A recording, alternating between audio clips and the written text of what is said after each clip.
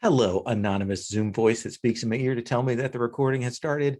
And to all of you watching, welcome to Hearts of Wulin Numberless Secrets, which is another in this series of Hearts of Wulin, which is a game of wuxia drama and romance. But we are mashing that up with some of the mystery mechanisms from Brindlewood Bay to create a game that is in the vein of Maiden, Holmes, and Ancient Detective. And I say Ancient Detective a second time because if you haven't watched it, you should watch it. It is on YouTube and it is delightful. It is a wuxia series with beautiful set design and costumes and beautiful people mixed with Agatha Christie. It's pretty good. It is a delight to watch. We have had about a session and a half setup of our mystery, which is taking place at a tournament. And I'm going to have our PCs introduce themselves in just a moment. But before I get too much further, you should know that this is part of the Gauntlet Gaming Calendar, which is an online gaming community. And you can find out more about that at gauntlet-rpg.com. We have lots of games on the calendar. We have a Patreon that supports that gives people who back us a little bit of extra window to sign up for games, but anybody can sign up after that little window is open. And a lot of people get on games from the wait list. So if you see something on there that's a little ways out that you're like, oh, maybe I'd like to try that, a one shot or a few shots, go ahead and put your name on there. We tend to be focused on story and indie games, but we also have a little bit of OSR from time to time and some other stuff. Every once in a while, I run a trendy game like 2D20. There we go. And then I ran Rollmaster one time, and people were like, "Well, don't do that again, lol." But anyway, let's go back and see about our characters. Let us start with our most illustrious detective, who is in fact our most illustrious detective and not somebody disguised as a most illustrious detective. And that is the wondrous Bao Shi. Tyler, introduce yourself, your pronouns, and your character and your character's pronouns. There, I'm Tyler, he, him pronouns, and indeed I am playing Bao Shi, who also has he, him pronouns. And he is the eccentric expert playbook off of the Bravo role. And as stated, he is an excellent detective. And if you don't believe me, you can ask him. He will tell you right off. He has a couple of moves that let him poke into other people's business and to solve kind of periphery mysteries. He is not a fantastic fighter, though we have yet to see him really get in there and fight. I think he probably can handle himself. I think that would be fun to see.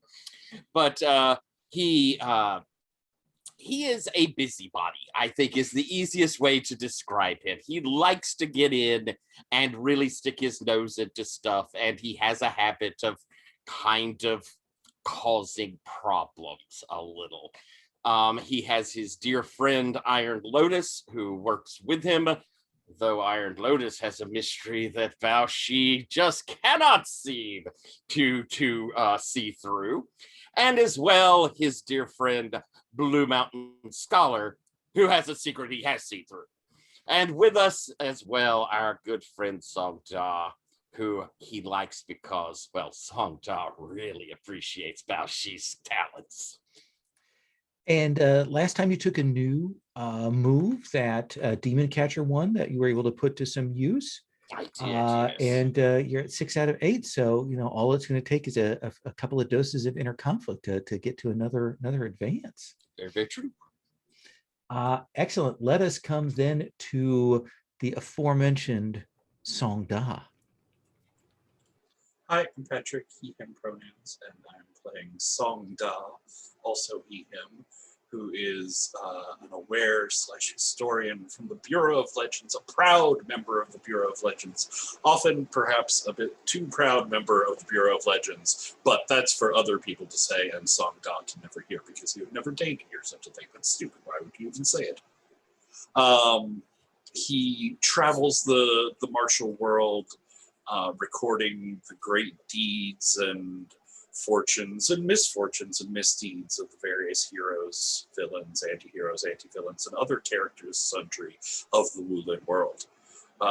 He is here at the tournament with his, I suppose, technically superior. He wouldn't say that except to her face. She's very scary. Sister Lushan, who trained him in the Bureau of Legends to... they're here to record all the deeds going on here. He's run across several of the fighters in the tournament. It's generally not gone well, or at least not smoothly. Yeah. You know, it's interesting you mention Sister Lushan, because there are a couple of things about Sister Lushan I think are worth putting a pin in. One is how much Sister Lushan does not care for Iron Lotus and believes that Iron Lotus serves a dark force. But then I believe that, if I recall correctly, last time you called on Sister Lushan's reputation to get yourself out of a jam. And Did I? yeah, I think that might be hanging out there as a cost that is going to come back to sink its fangs into you. So we'll just remember people that. were being improperly respectful of my own name and title, and so I had to come up with something that would put a little scare in them, and that seems to have worked. No, it did work. It did. Anyway, let's move on to Blue Mountain Scholar. Okay, let's see. My name is Sherry. I use she, her pronouns.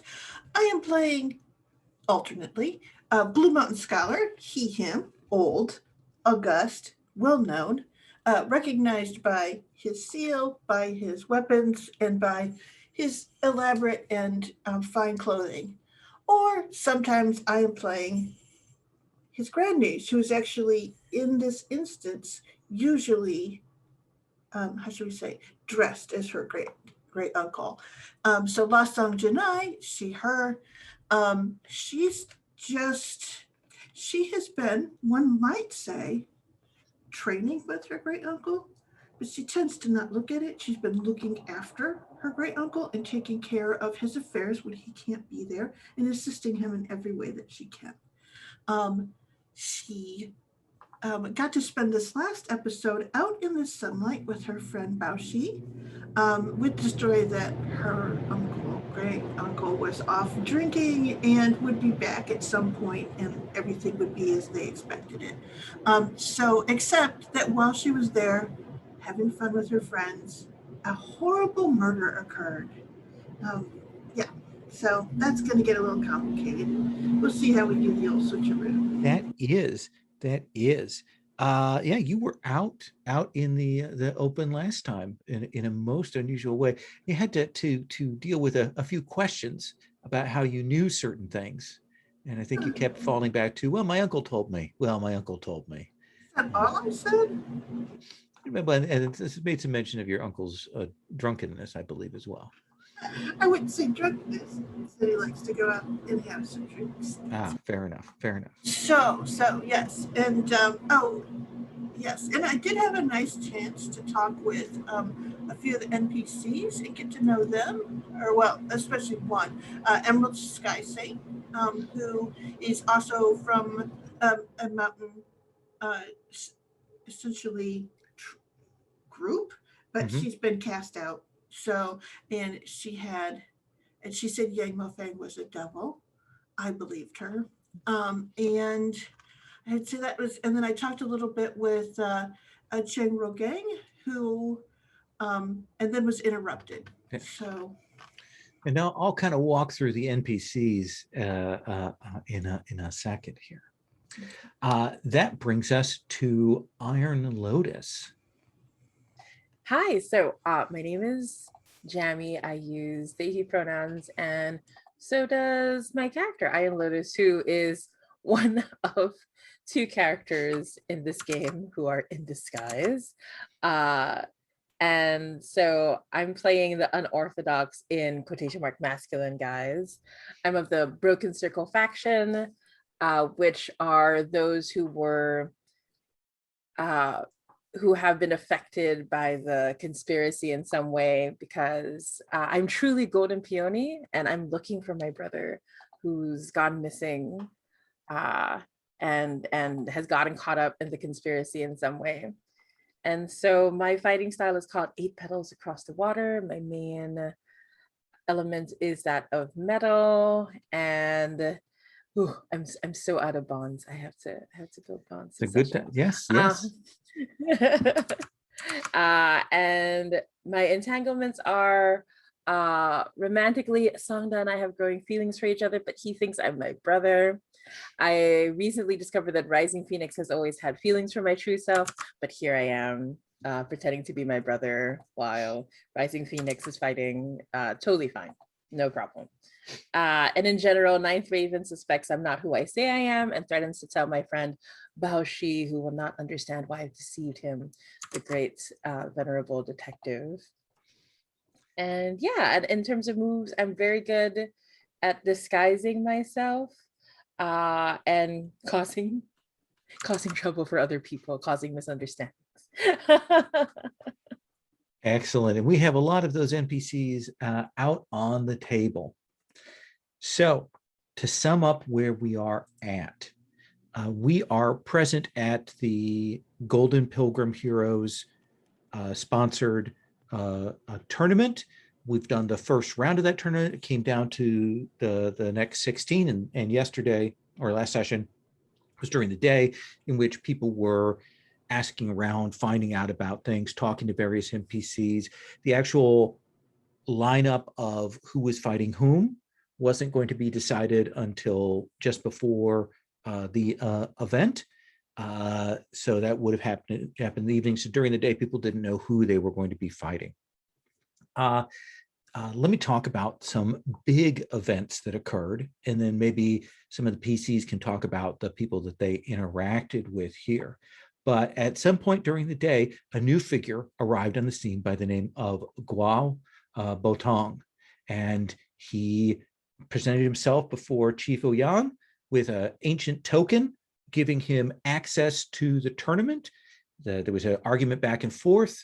This token apparently belonged to a previous 3-time champion, one who was implicated in the murders 15 years ago about the death of the master of Green Leaves.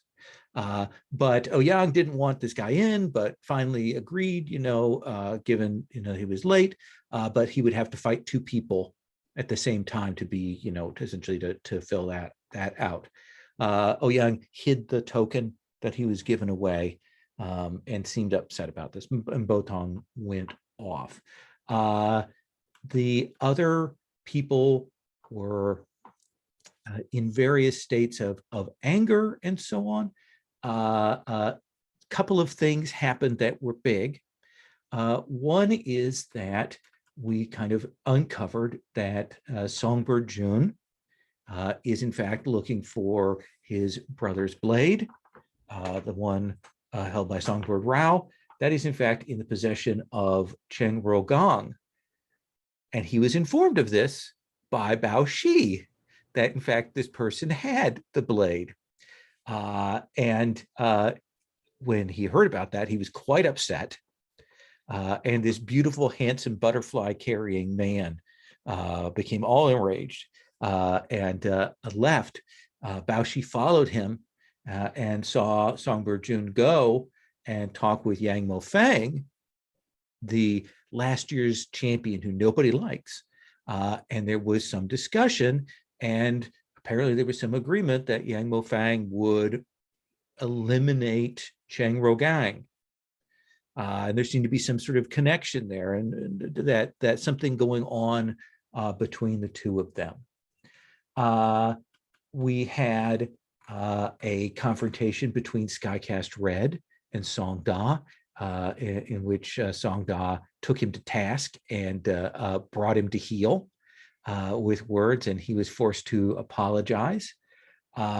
We had a scene with Emerald Sky Saint speaking with La Song Jinai when she was being taken advantage of at a local inn. And turns out that the reason that she is here, is to get vengeance on Yang Mofeng, and that Yang Mofeng apparently seduced her.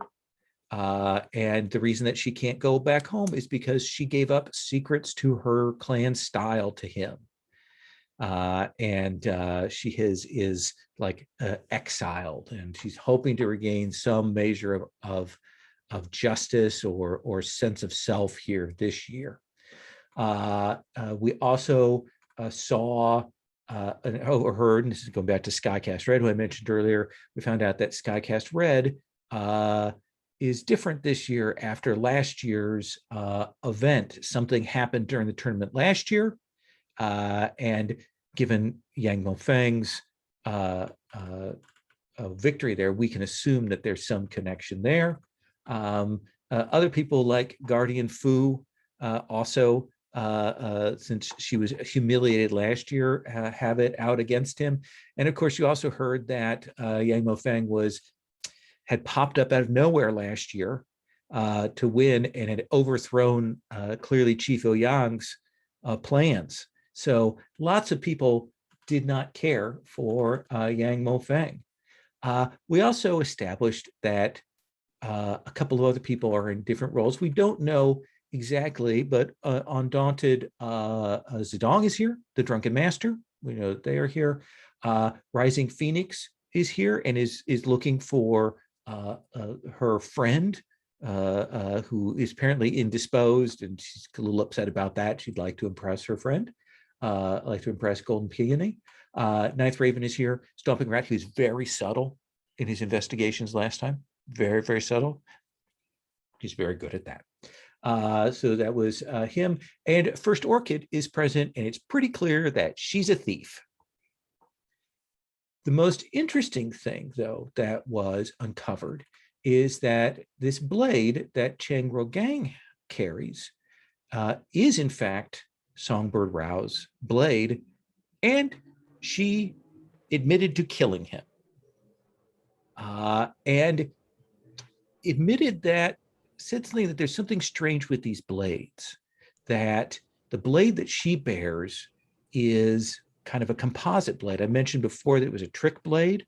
It seems to be some kind of puzzle blade that has pieces from other similar blades.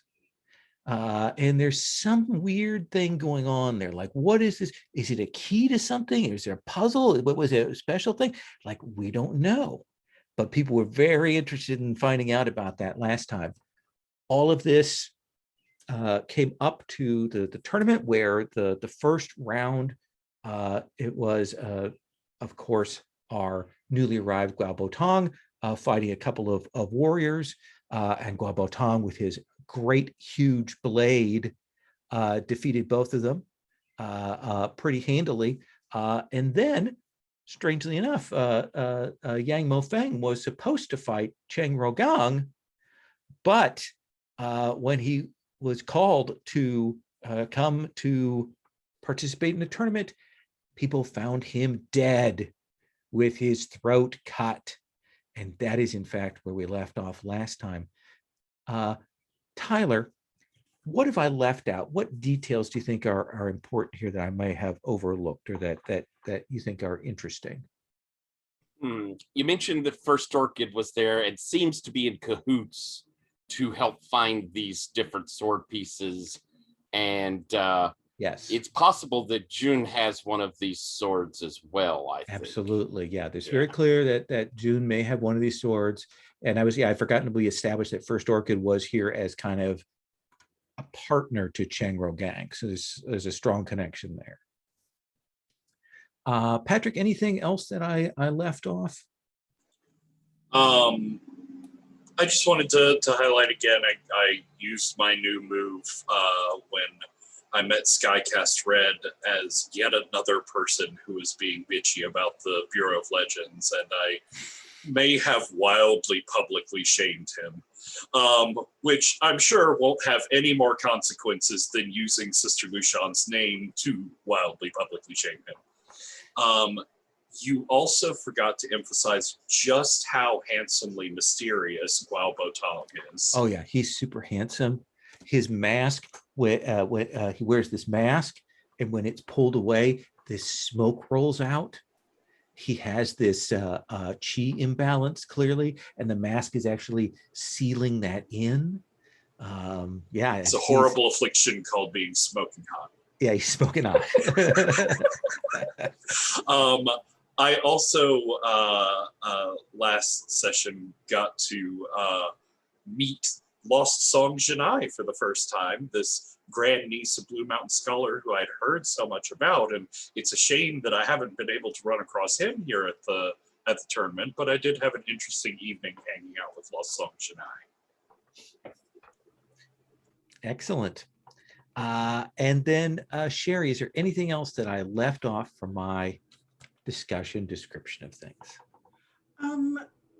One thing is that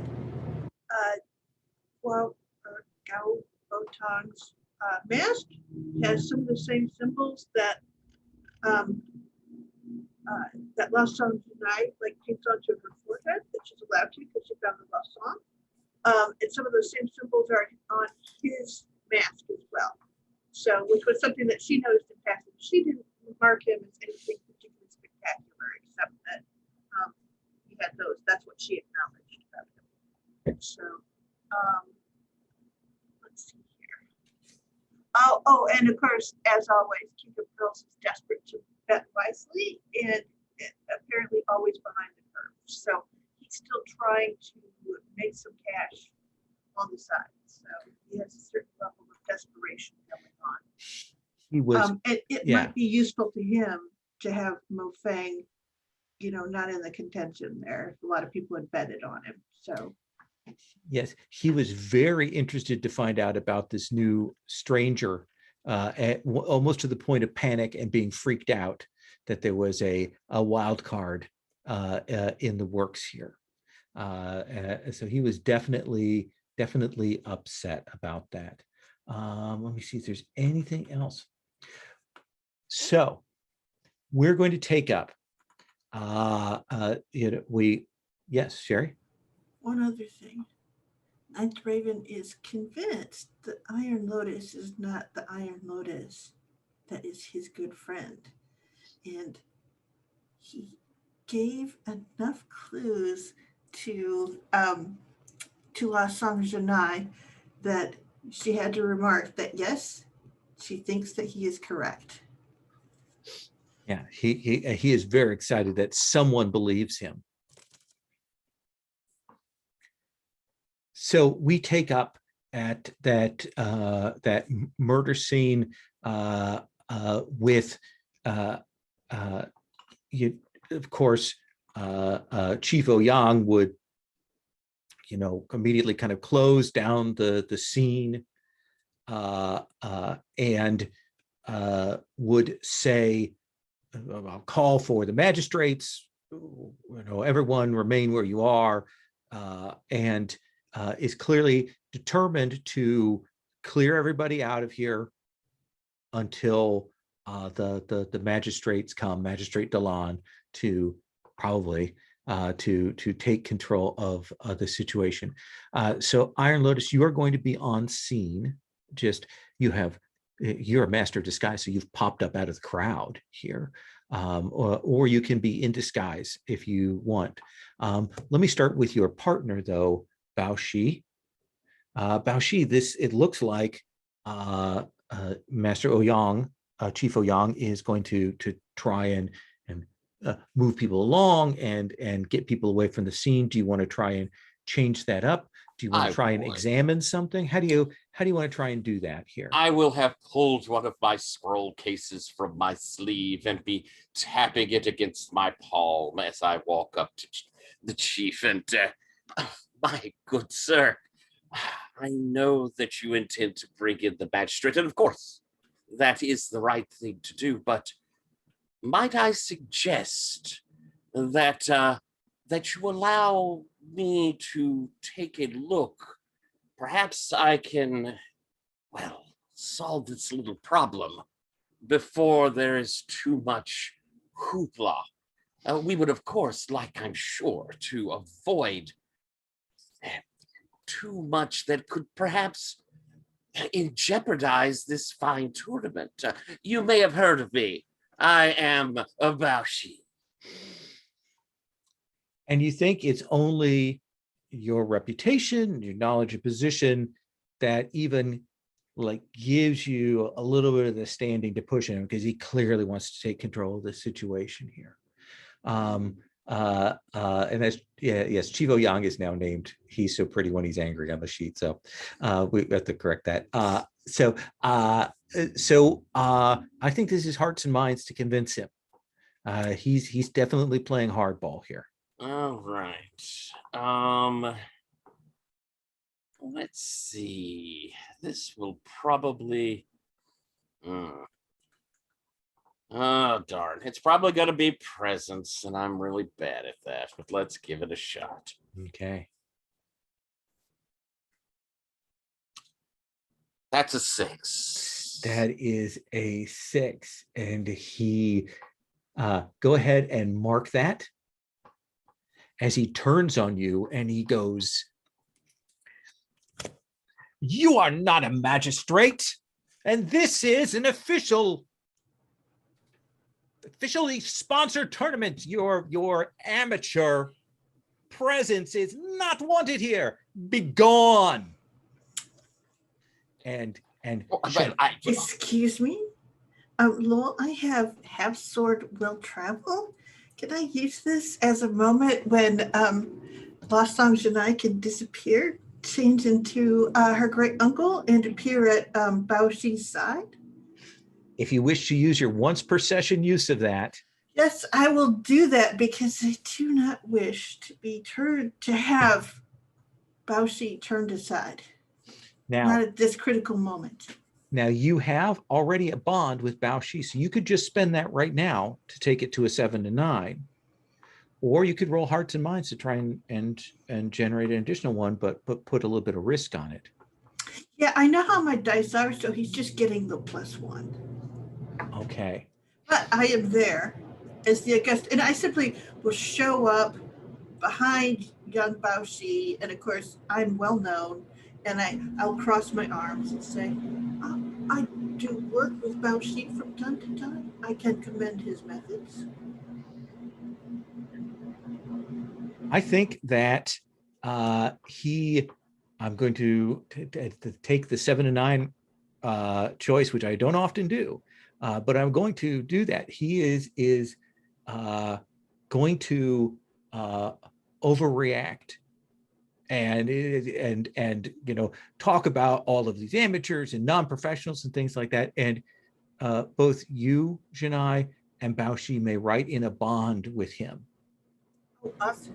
As he overreacts to you, doesn't give you what you want, but instead kind of makes a scene. Should I unmark my earth then? Yes. Thank you. Absolutely. Song Da, what do you do when you see that clearly the talking to the chief, at least at this moment, is not working so well for our two vaunted investigators?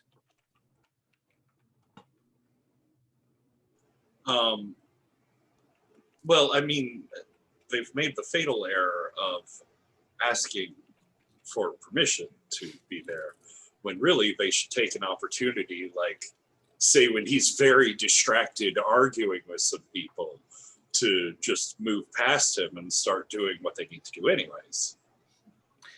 So you wish to move over and study the situation? Yes, I'll have my official bureau notebook out, my ink brush going and taking notes and looking around. Sure. What do you want to roll that with?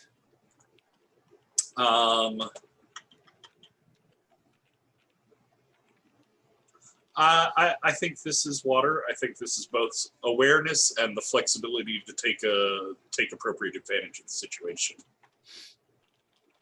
All right, let's have you roll.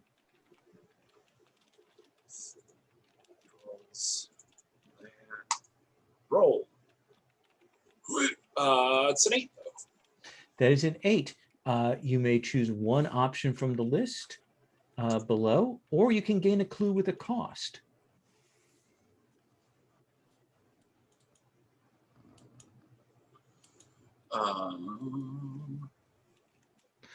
You can also, don't forget, mark one of your flashbacks to raise that up to a 10 plus. That's true. I mean, if you don't use them, right, they're just going to sit there unspent. So Yes, you're losing money, not spending. Flashbacks are fun.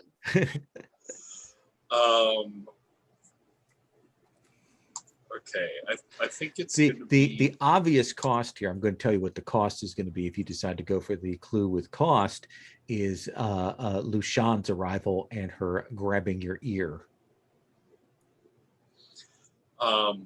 Well, I do think I'm gonna mark one of the shadows. I'm not quite sure what it is yet, but we'll, I suppose, fold back around to that.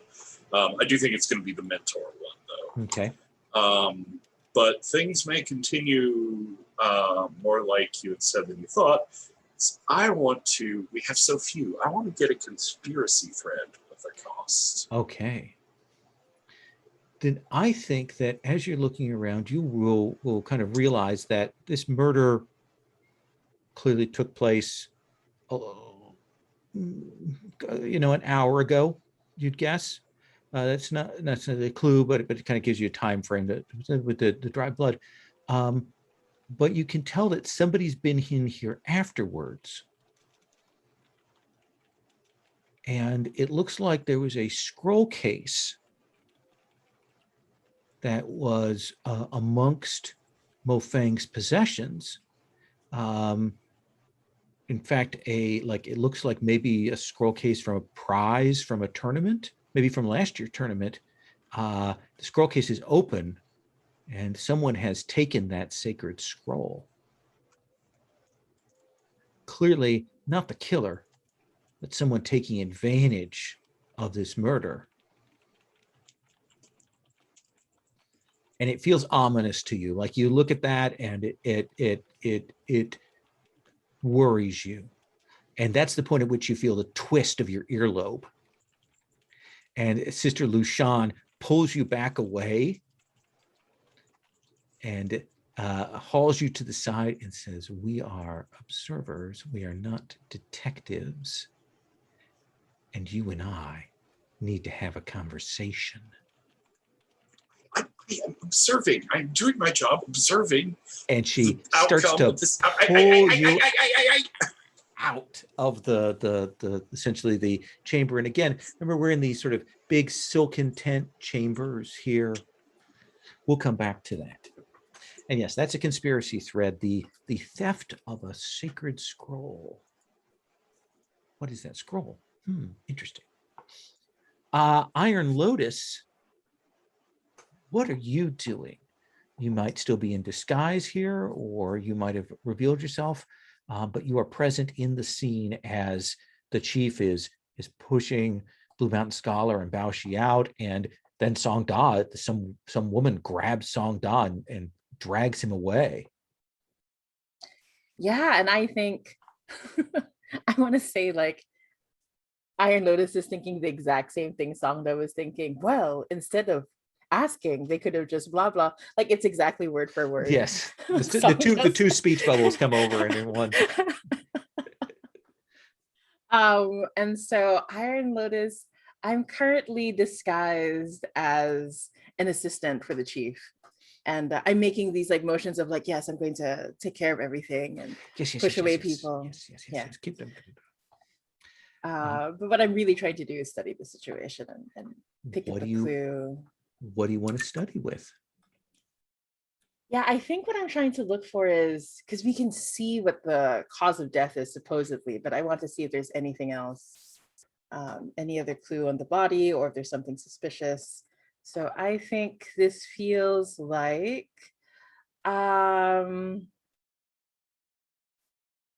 feel like water. Yeah, awareness, wisdom.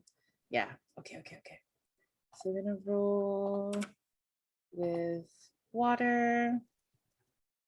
Aha, it's an 8. Are you happy with the 8? Or do you want to mark a shadow? Yeah, I'll mark a shadow. I'm gonna mark Ooh. And this is like something that happened in the past, right? Yeah, flashback.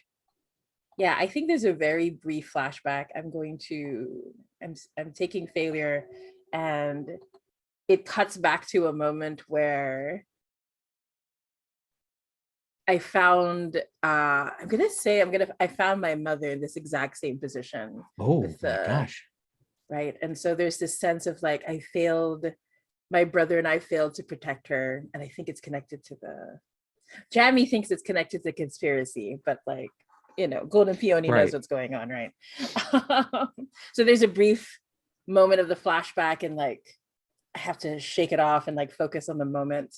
But I think that's what's going to help me see clearer. And I'm bumping it up to a 10. Yeah. So you can ask a couple questions, you can establish a clue, or you can get a conspiracy thread with a cost. Yeah, I think I'm going to get a clue. Okay. I think as you are looking there, it's hard to tell without like getting down and fully examining the body to tell what the cause of death is. But I think one of the things that will strike you is you see that Mo Feng has that kind of lovely gold and white outfit, but you'll notice in a couple of different places on him on that there's oddly like some colored dust or colored powder, not a lot of it, but in a couple of different spots on his clothing. That it's unusual and it seems somewhat significant. Ooh, noted. Yeah, and I think there's like a shot of me just like very deftly, quickly, like taking a little bit, right, and then like putting it in those tiny like little envelope things, and then but going about my business. And I think that's the point at which we hear, well, what's all this then? And we see Magistrate Delon arrives, and arms crossed, and she's looking around, and she says, "Oh, there's a dead body. Bao Shi, I knew it would be you, so soon behind." Hello there, Magistrate Delon. How nice to see you arrived so swiftly. We were present in the area, providing some security for some of the notables, so I arrived as quickly as I could. I'll look over towards the body. Ah, I see. Yes, security.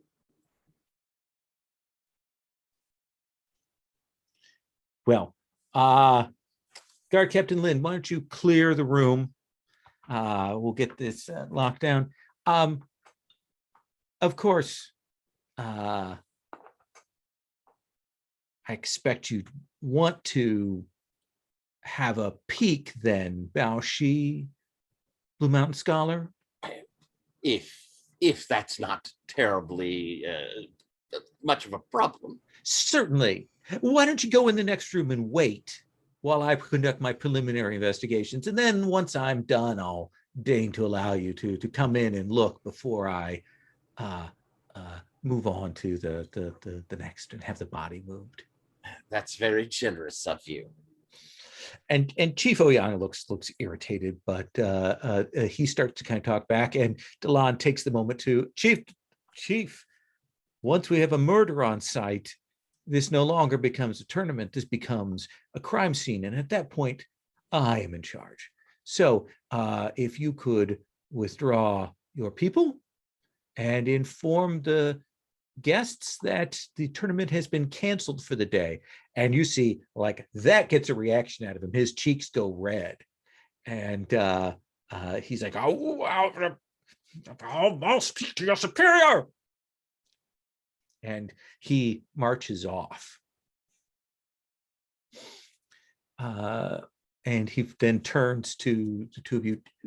If you just wait, I like to do my first appraisals by myself, to go into my mind palace, as it were, as I investigate here. I hope it is a fruitful exercise. Shall see. And you are moved off over to another room. Who else, Baoshi, choose another NPC who is in the room that you're put into. Who else of the tournament participants or someone else that is present that has also been moved into the room that you're in? And kind of would have been nearby. That would be why they were placed in here. Could any of the tournament people would have been here or something like that. Essentially, that they're putting them aside to talk to them later to get witness statements, that kind of thing.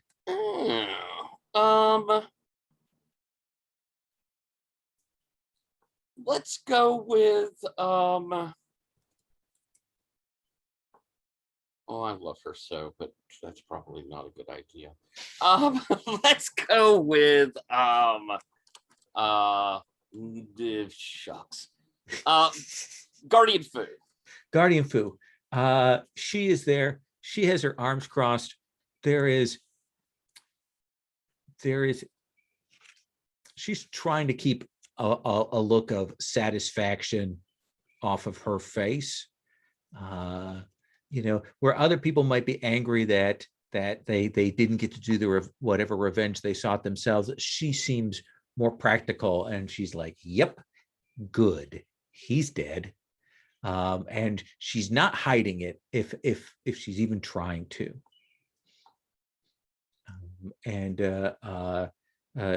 She kind of looks as you kind of walk over.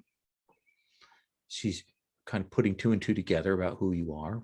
What do you want to engage her in conversation?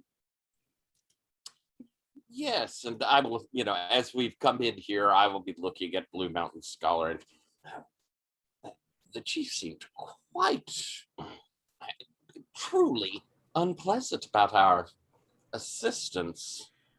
He was hoping to sweep this under the rug until the end of the day so that his tournament could go off. It would have been wiser to use our services rather than summoning in the magistrate. And the magistrates would have been called no matter what. Oh, Guardian Fu, is that right? Yes, you have me at a disadvantage. I am Bao Shi, and this is my dear old friend, Blue Mountain Scholar. I know Blue Mountain Scholar, she says with a thing that says that perhaps Blue Mountain Scholar has been handsy with the hands around her before. Oh, I see. Well, I'm sure that. I'm sure that it was a pleasant encounter. You. I will nod. It seems you were swept up the same as we. Were you in the near vicinity when this horror was discovered? No, I was in another part of the complex, awaiting to be called for my tournament round. Then why were you brought here? I heard screams, and I came to see what was going on, and then there were all these people in chaos, and I got a chance to see that, in fact, Mo Feng was dead. That doesn't seem to trouble you very much.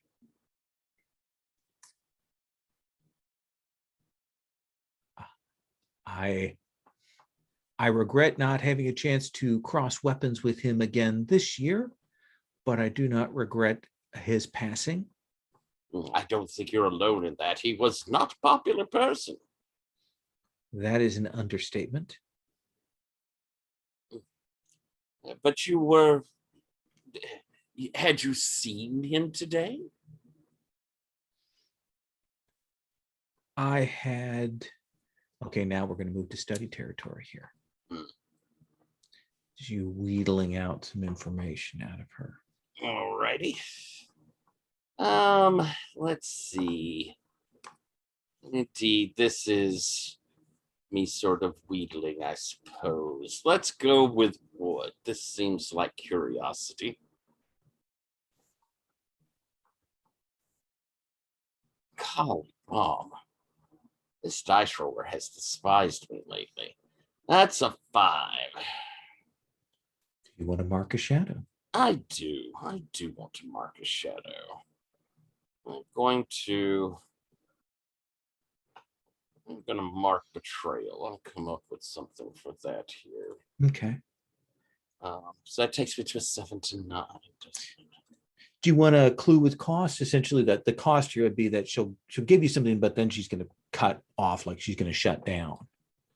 Oh, I hate to do that and leave Blue Mountain without space. Well, Blue Mountain's also going to get to pick an NPC who's present in the room. Oh, okay, good. Yeah, I'm not going to penalize Excellent. that way. Then, yeah, let's get a clue. She's talking casually because this is what you do. You are pretty good at drawing people out, that sort of conversation. That's how you get the sense of their web of connections and things like that. And she says, well, I'm no fan of Mo Fang, as you may know, but I did cross paths with him earlier today. It was unusual. I found him in another one of the chambers that I was passing through. And when I came upon him, he seemed to have been startled. And he would take every opportunity to make comment, but instead he simply kind of looked at me and walked away. I went over to where he had been. There's a brazier there. And he had been burning a book. I was able to pull out a few scraps, and it looked like he was burning some kind of martial tome. Unusual. I put it back in the basin. It didn't mean anything to me, but it struck me as and then you see her kind of pull herself together and realize she's kind of been lulled in by your talk there. And she goes, I have things to attend to, even if need to see what the plans are for tomorrow. Thank you. Blue Mountain Scholar, who is an NPC who is present here with you? I think that, let's see here, I want to get the name right. Gao Botong probably followed the chief back because he had won and wanted the essentially wanted that that he was going to go forward, so it just trailed along behind and then ended up getting pushed back into here. He has sat himself down on one of these stools, and he has pulled out his blade, and he has taken out a kit with a oil and a cloth, and he is wiping that down very carefully. And he notices you and nods. I mean, he's polite. You're an elder, so he nods and gives that sort of wordless greeting to you. And I will sort of say, Gao Botong? Was it the token of Cold Panther that you gave to the chief? You know your history. I'm old. So your history, my history may link up then. Yes. Did you know Cold Panther? I knew his reputation, but I never met him. Which reputation? As a gallant or as a murderer? As a gallant only.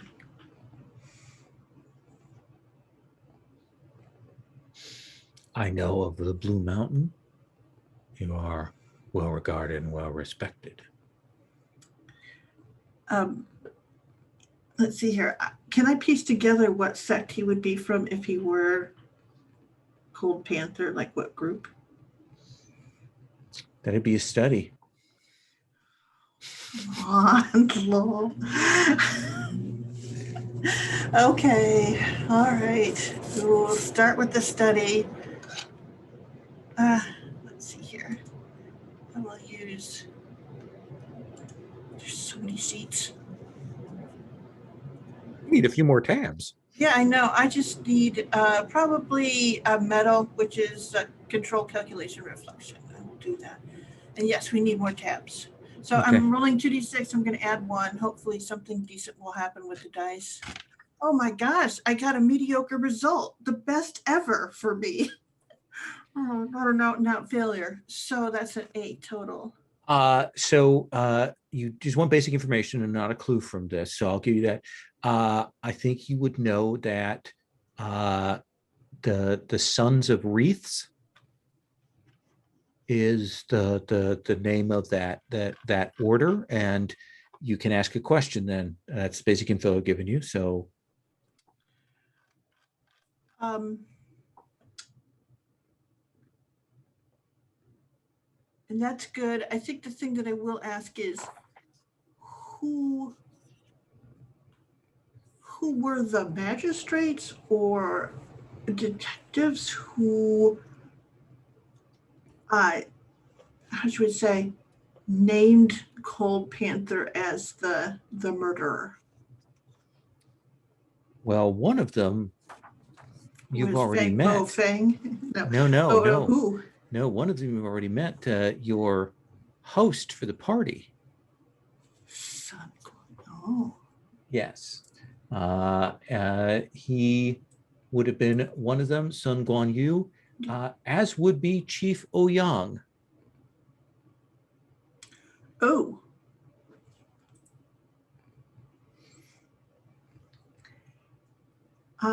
Does that seem like fair info for you? Oh yeah, and I think that is it is Yeah, is yeah. may I like we'll, an old we'll man? say I there's will, yeah. Here, let me give you this. We'll say there's a third. Yes. That if you at some point want to go and talk to them, we'll give them a name. Okay. If it's said to have like, because always happen axes of 3 people on these things. So okay. Yeah, and I do think that what I will do is I will go sit down very old manish because I know how my thing, and I will say, I was just at the household of Sun Quan Yu. Heard lately that he had passed. Not only that he was a murderer.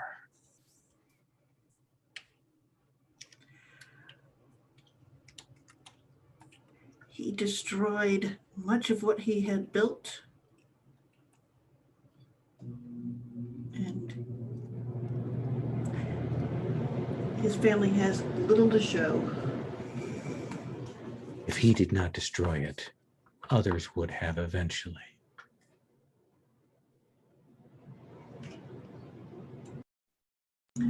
I nod because I can't afford another study group right now. Okay.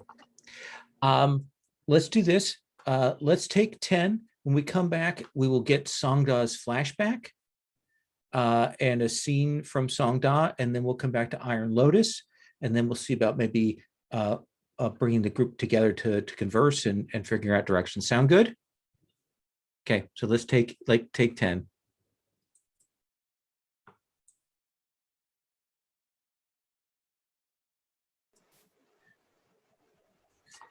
So with this in progress reporting from this phantasmal voice, tell me, Songda, what is the flashback where we see you, in another part of this complex with Sister Lushan? What do we see as your flashback here? Actually, since I went with the mentor, I was thinking about something with Sister Lushan, so I wouldn't mind like playing through a scene with her just to get some ideas to feed off of for that. She says, I know of your predilection for, let us say, more in-depth observation than your scanning of the situation or recording of the history. This is perhaps not the best time for that. What is the point of a cursory history written from half a mile away? What details can one gain from that? What knowledge of the situation will be passed on? What will be gained is a sense of scale and scope. That is why there are two of us here, to range about and to gather the information. Your penchant for the particular has you focus on the trees but ignore the forest. How wonderful it is then that someone like you can be here to take pictures from the air while I can describe the bark and the leaves. If I did not know better, I would say that you were perhaps being offensive in your tone and speech to me, Junior. Of course, I would never. I understand the respect that is due to members of the Bureau. Metal on the road. Your emphasis on I is noted.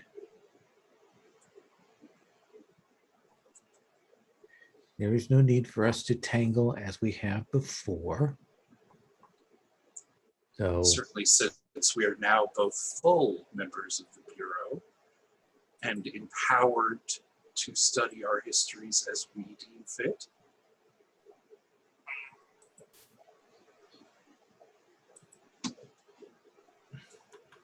she looks at you and she says, tell me, where is Iron Lotus? Well, Can he's I have here you in the- please make inner conflict right now? And mark XP. Oh, well, good. It's all okay then.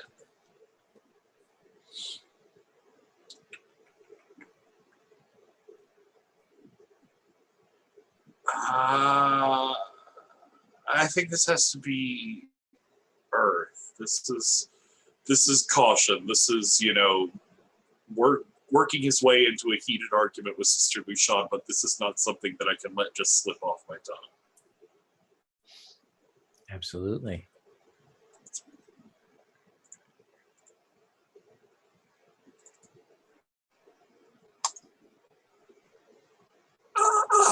It's a 7. So you have a choice. You can mark an element. You can essentially give in and flee, or you can overreact.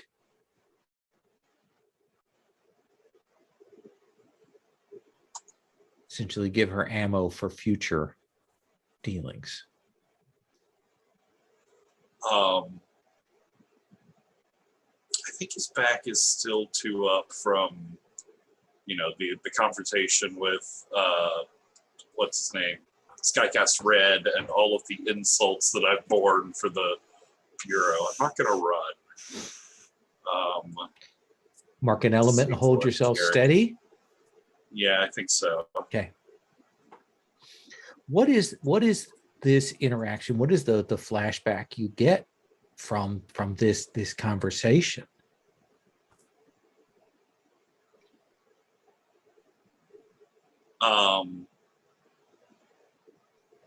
I think this is a flashback to his training days, where he was definitely meant to be like off observing the particulars, the sort of flow and ebb of a marketplace in a city, and be recording impressions of that. But he had seen something in Sister Lucian's eye and her posture that made him curious. So he followed after her and, sort of standing in an alleyway half a block behind her, he sees her berating a merchant in the street who had been pushing a cart to obviously they had almost gotten into a collision. The merchant had tried to run her down or not move out of her way. And I think she is talking about the place and the honor of the Bureau of Legends. It's actually like some of the exact same phrases that Song Da had used in his confrontation with Skycast Red, as she is like uncharacteristically flushed face and like leaning down and like pointing it all into the sky, other different from her sort of formal upright manner. And I think the cut back to Song Da is just him there in the alley. He had his brush and his notebook out, but his like jaw is just dropped. He's forgotten to even write, as he sees her vehemently defending the place and the respect due to the Bureau of Legends. Excellent. So your conversation with Sister Lucian does kind of end there, and she says, "Let us both return to our respective roles, shall we?" Yes, but sister, I did send word to you for a reason, and with the unexpected events here today, they may be even more important. There was talk earlier around Guabutong about the history of, what was it, Cold Panther? Yes. The history of Cold Panther, his connection to those events. And I unfortunately find that I only have the most cursory and broad knowledge of those events. Well, use the services, send back to the House of Records and ask them to provide you with whatever you need. I was hoping perhaps you could give me some insight into it, but if you've not studied that time either.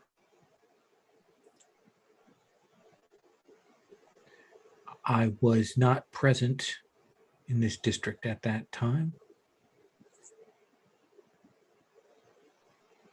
She says, lying to you. And now I'm going to cut away. Sister. Iron Lotus. Let's see. I think even a broken clock can tell the time correctly once per day. So I'm going to try to get a clue from the Ninth Raven. And see what Ninth Raven knows. So Ninth Raven just wants your brother back. That's all. what? How are you disguised? What do you look like? Are you presenting yourself as Iron Lotus or as someone else? Ooh. Yeah, I kind of like. You can be anyone. Don't forget. Like you can look like anyone here. Oh, I'm gonna look like the magistrate. Okay. And get information because they were like talking to each other before. Yeah. Yeah. So you'll come out and Ninth Raven goes, Magistrate Delon. Are you finished already? No, there's still much that needs to be done. But Ninth Raven, I'm sure that with your keen eye and your dedication to observation and the truth, you must have learned something that could help in my investigation. Well, I did learn something, but perhaps something that would help in your investigation. Perhaps something that you discounted earlier, but no. And you see, he's clearly like wants to rise to the bait, but he's like what? What exactly? And I can't resist this. I'm gonna say, you know, Ninth Raven, it's the fact that you bring up something that I could have missed. If I tell you this will be in strict confidence, you understand? Oh, absolutely. I am the most trustworthy. I the truth is I've been distracted as of late. There's a heavy burden on my shoulders that I of course would like to share with you at some point, but it's true, I have been missing certain details, and this is why I come to you, Ninth Raven. His cheeks flush. Master Delan, I hope that we will have. I hope that we will have the chance to have that conversation. And like to really sell it, I like place a hand on his elbow. Of course, I'm sure that you and I can always find time to discuss things. Let's have you make a study roll to see what you can get out of him. What exactly he knows here. Exactly. I think I'm being a little manipulative. A little. And I think you've most certainly complicated a relationship between NPCs for your end goal. Yeah, exactly. Just can't help it. So I'm going to say it's probably metal because I'm being really controlling of the situation, or trying my best to be. Okay, here we go. It's an 11. So on a wonderful 11 on that move, you can choose two options from the list below: gain a clue or gain a conspiracy thread with cost. Yeah, I'll go ahead and grab a clue. He says, I almost don't want to speak of it, but a couple of hours before the tournament started, before Mo Feng was killed, I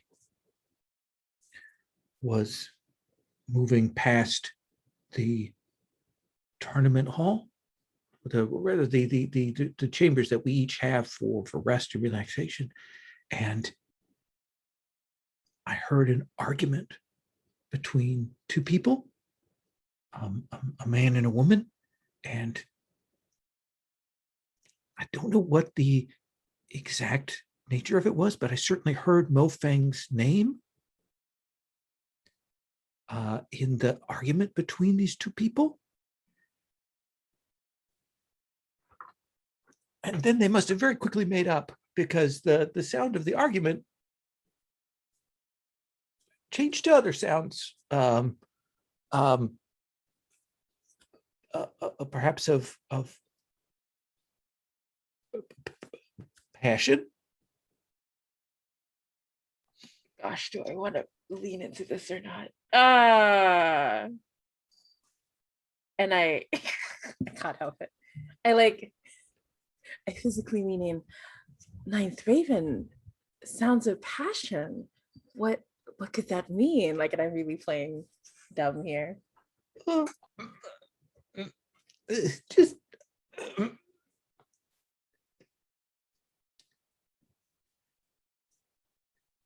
kissing and stuff.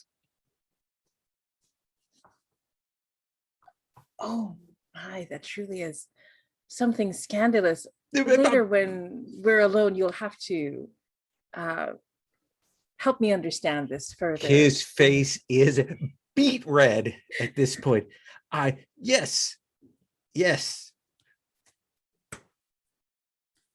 Oh, I shouldn't keep you any longer. Of course. I apologize for taking up so much of your time, but I am looking forward to later, Ninth Raven. It is I who look forward to speaking with you again, a lady. Of course.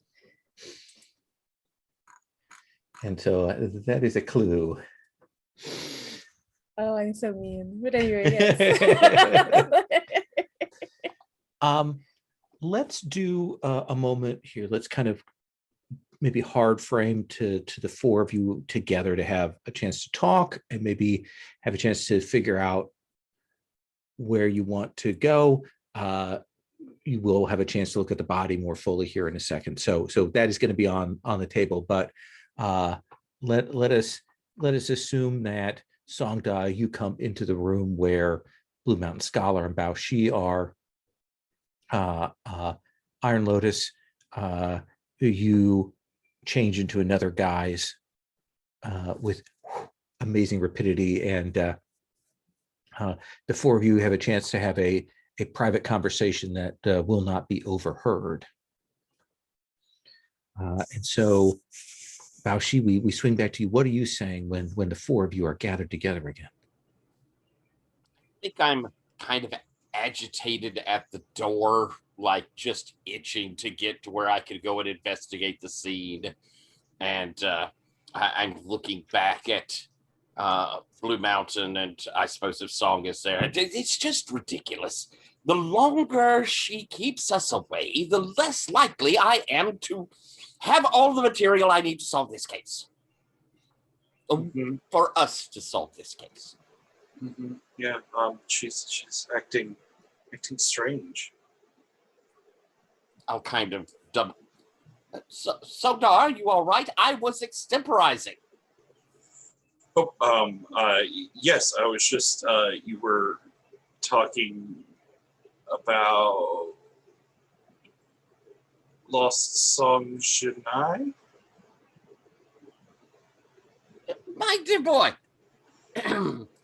I hypothesize there is something on your mind more than this current problem. This murder, well, to put it frankly, you don't seem yourself. No, I'm sure that's not, well, I can't hide anything from your keen deductive mind.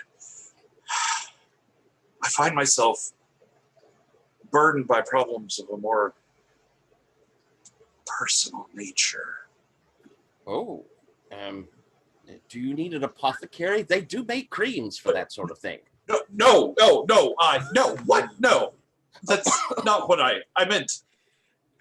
It's just... Yeah, Blue Mountain Scholar has a coughing fit. And I think poor Iron Lotus will say, well, I mean, Undaunted Sedong does seem like the kind. Maybe you should get that cream. No, I haven't. I'm staying with. No, that is not what I mean. It's all right. It's all right. No, it's just I find myself in a difficult position. Perhaps you can help me with this. Your skills of deduction and ferreting out the truth are so legendary and powerful. It's just that there's someone that I know very well, someone that I've felt close to at times, and they're not acting like themselves. I feel like they're lying to me, like they're concealing something from me. Blue Mountain Scholar sort of glances at Iron Lotus. Like there's some part of themselves that they're not being honest with me about. Oh. And I think I look at you and I say, Songda, I find that hard to believe. It is difficult to be anything but truthful in your presence. There's something about you. Well, it's like that. You think you know someone, and you think you understand their priorities and their values and how they'll react, and sometimes you just learn that you don't understand nearly as much as you thought about someone. They could hide entire parts of themselves from you, parts of their life. I'm sure that if someone, and like I notice is like really like moving forward to like block off Bao Shi as this moment starts to like happen between the two of you. And Iron Lotus says, I'm sure that if they're hiding anything that they don't want to, I'm sure that there must be a reason. Well, when there are matters of life and death on the table, what reason could be more important than that? Perhaps whatever it is, I will help you find the truth. All right, Iron Lotus, this is hitting a little close to home. I was trying to go for comfort and support, but you're going to make me go inner conflict, aren't you? I'm because you always get the choice. You think if it rises to that level, but if that's what you're going for is comfort and support, I'm also good with that. I feel I think it's inner conflict. Like I think Iron Lotus is like, am I talking about me? Is he talking about me? Is it someone else? Scholar is thinking the same thing. Talking about him, or is talking about someone else? Well, let's have both of you roll inner conflict. Awesome. All right. Let's see here. I will attempt to use control in this moment. So 2d6 plus 1. Yeah. It will certainly go well. A 7. Ooh. Mark element, retreat, or overreact. Ooh.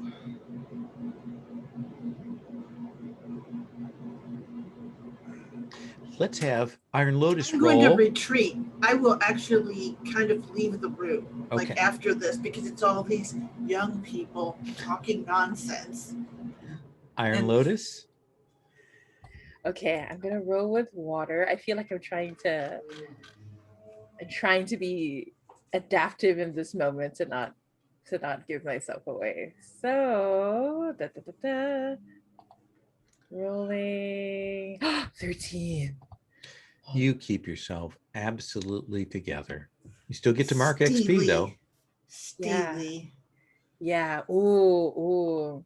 Yeah. I want it to be like I want Blue Mountain Scholar to like see it. So like there's this moment of doubt, like, are they not? But yeah, and I step forward and I say, no matter what, the truth, we'll find it together, Songda.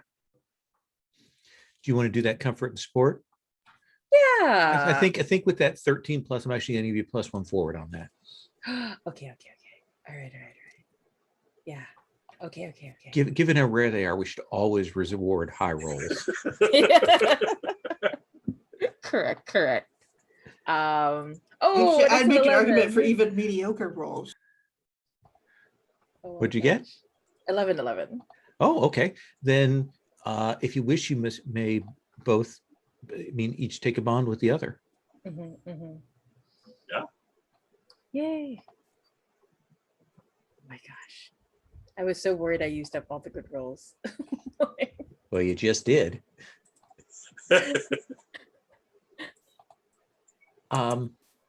Let's do this. It's at that moment that Magistrate Delan will come in and gather Songda, Iron Lotus, and Bao Shi in to see the body. And then we'll do that scene, and then we'll check in with Blue Mountain Scholar. How does that sound? Okay. Magistrate Delan comes in and looks very pleased with herself.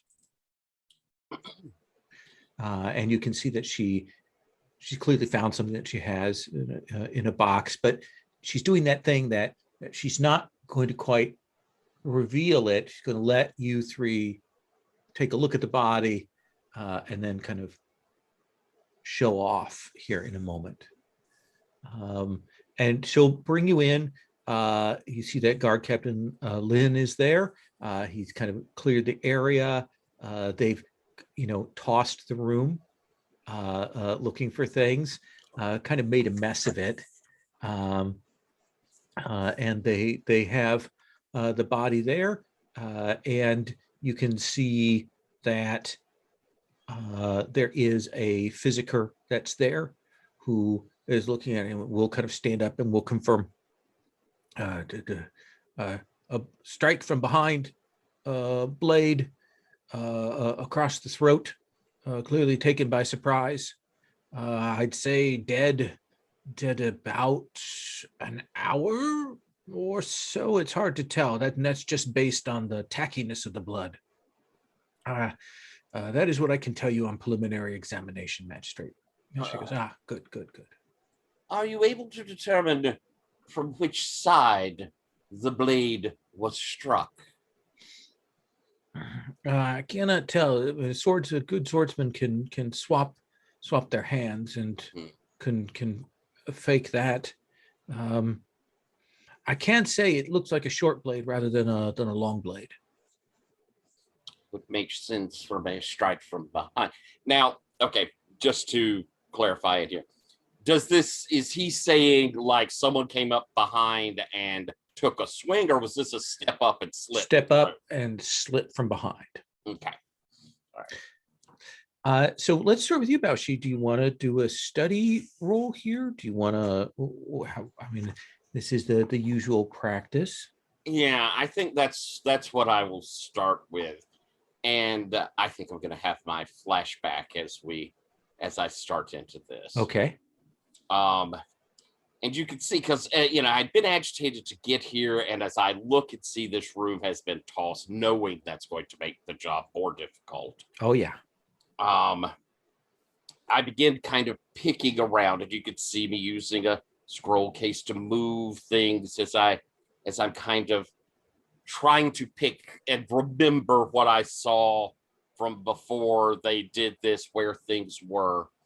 And we kind of get this pullback of me in another situation, a room that I'm looking through, checking, and I had marked failure. I moved from betrayal to failure. Me moving through the room, checking, and there's no sound. There's just the vision of it as I turn. I'm a much younger, several years younger Bao, and turning to a younger Delon as I, smug as could be, again, no sound, pointing out things and looking very self-satisfied. And we flip to moving away. We could see that there are people moving away, and from behind you could tell an execution has taken place. Oof. And as I'm moving away, again, rather self-satisfied, and a messenger comes up quickly to hand me a rolled up piece of paper. As I unroll it and look down, you just see the writing there. You were close. I almost thought you had me, but I will strike again. And then just a bloodied X beneath it. Excellent. And I'd like to do, I suppose, a study. Yeah. All right. I think I'm putting my whole bits to this. This is calculation and remembering what was here before and all of that. So I'm going with my method. Absolutely. And you've got a number of bonds. I do have some bonds. I can use those afterwards. Oh, yeah. Gosh. Well, I'm going to need to use one because I rolled a 4. That's a 6. Let's use a bond.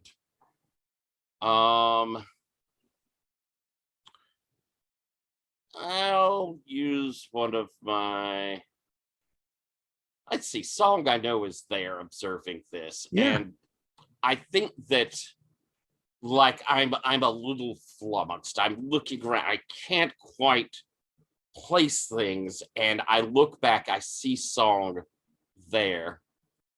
And I know he believes that I can solve this. And inside of me, I'm not going to fail. I cannot fail in front of him. So I'll bring it up to the 7. Excellent. Would you like a clue with cost? A clue with cost. I think that as you're kind of looking down, kind of checking out the body, looking around, are you more interested in the room or the body? I think I'm more interested in the room. Yeah, I think I am. I think others might can learn more on the body. I think you will find that there is amongst his possessions he has some lovely things, clearly some treasures and stuff, but you will notice that one of these things seems to be some kind of like painting scroll. And you only know that because there's enough marks around the edges of where the middle is cut out to suggest that there was a picture here. I see. Okay. And this is clearly someone has clearly recently cut this out. He didn't do it, but somebody clearly cut it out either before or during the murder, and took the center part of this picture with them. And no other, and I am seeing other valuables that were readily at hand. Yes. So yes. Was not a robbery. So this being taken is significant. Yes. And I think that as you're looking around, you will hear this stomping of feet, and you will see Rising Phoenix comes in, and she says, magistrate, you sent for me? And Magistrate Delon goes, yes, Rising Phoenix, isn't it? She goes, yes. May I ask you, is this your hairpin? And Rising Phoenix goes, oh, yes, I must have dropped it. Yes. Guard captain, arrest this woman. And she's like, what? And Guard Captain Lynn comes over, and she's like, what? And she says, Rising Phoenix, you are under arrest for the murder of Mo Fang.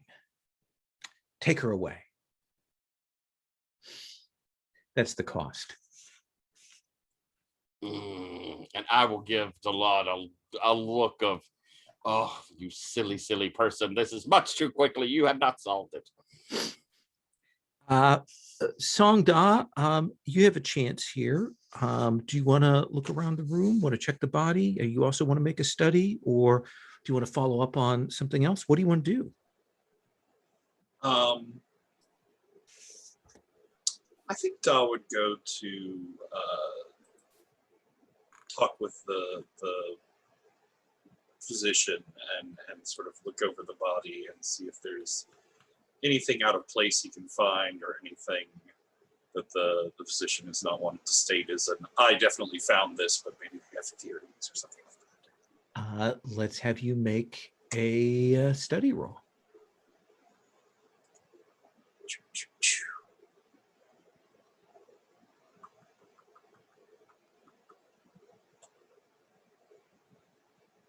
We'll go with water. Awareness, wisdom.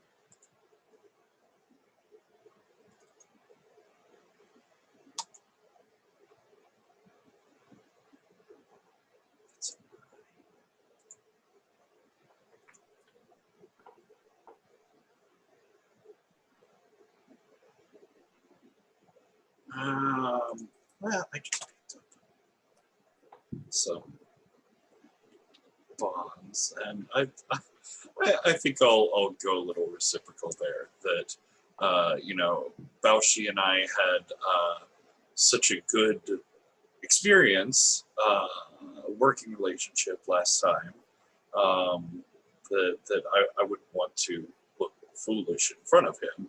So I keep like glancing at Baoshi out of the side of my eye as the physician is coming up with, well, I don't know, or there's inconclusive things, to push a little bit more and be like, no, we must find a clue. We must find evidence here. And so I'll push that up to 10. Okay. Do you want a clue without a cost? That is what I want. Pardon? Yes. Yes. So I think the physician been checking the wound and the general things on the body, but you will kind of, as you're looking down, you notice that as the cloak is kind of moved away, that Mofang's, one of his hands is gloved. The other one is not. And you will kind of, as you're talking to him, kind of distract him, you take the moment to like remove the glove.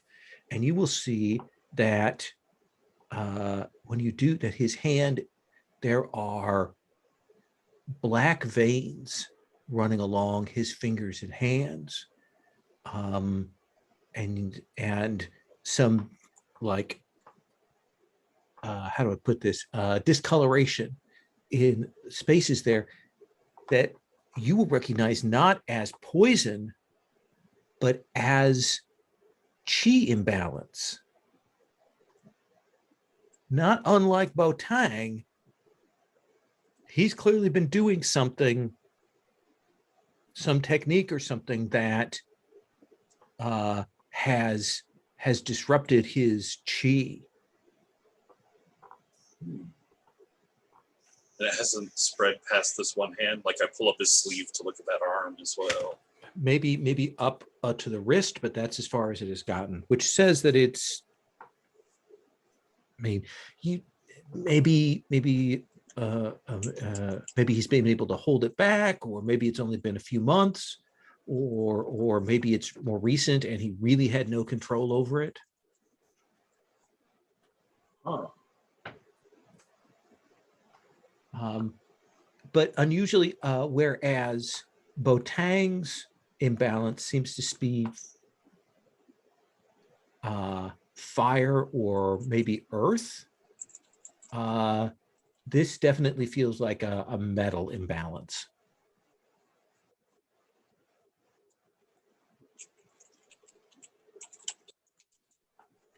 Does that feel like a cool clue? Yeah, I will.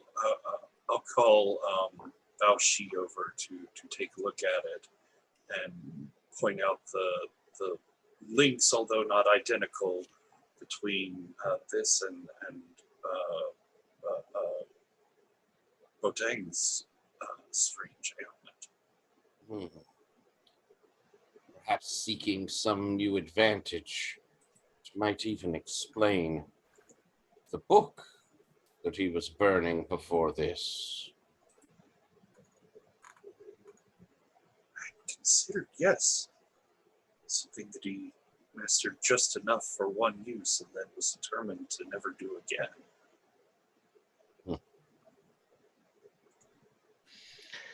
Iron Lotus. Certainly you're looking around the body, but then of course Rising Phoenix is brought in and accused and being shackled to be taken away. What do you want to do? Yeah, I think I'm going to, I think there's a moment where we see Rising Phoenix being taken out and Iron Lotus quietly leaves the room. And then dramatic, I'm sure there are pillars because there are pillars everywhere. Oh, absolutely. Like, wuxia stuff. So like, and from behind one of the pillars in front of Rising Phoenix, Golden Peony comes out. And she looks away, red-faced, embarrassed. Golden Peony, you shouldn't see me like this. I'm so sorry, my friend. I should have come sooner. And I look at the other two. What is the meaning of this? Rising Phoenix would never do anything so dishonorable. And I'm trying to like rattle them enough to like see if like Rising Phoenix will give me something like information, a clue that will help her, or if I can get something out of the cards. Oh yeah, that seems like a fair thing. Let's have you roll. Yeah, I'm just being super dramatic. Okay. And yeah, I'm trying to get them to. I'm being calculating again, aren't I? Okay. All right. Lean in quietly to Balshi. Is that Iron Lotus's sibling? I believe it is. I haven't seen her in ages. Such a sweet, sweet person.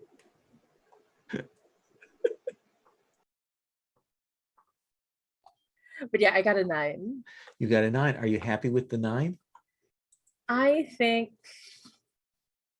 you know what? I'm gonna mark a shadow. I'm gonna say it's family. And we cut to a moment where Golden Peony is like beside herself in grief over what happened with their mother, and it was Rising Phoenix who was there for her, like comforting her and being with, and we like go through a really quick montage with the two of them growing up together, and Rising Phoenix always being there for Golden Peony.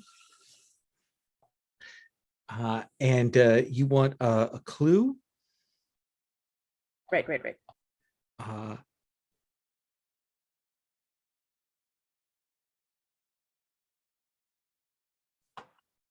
She will say, I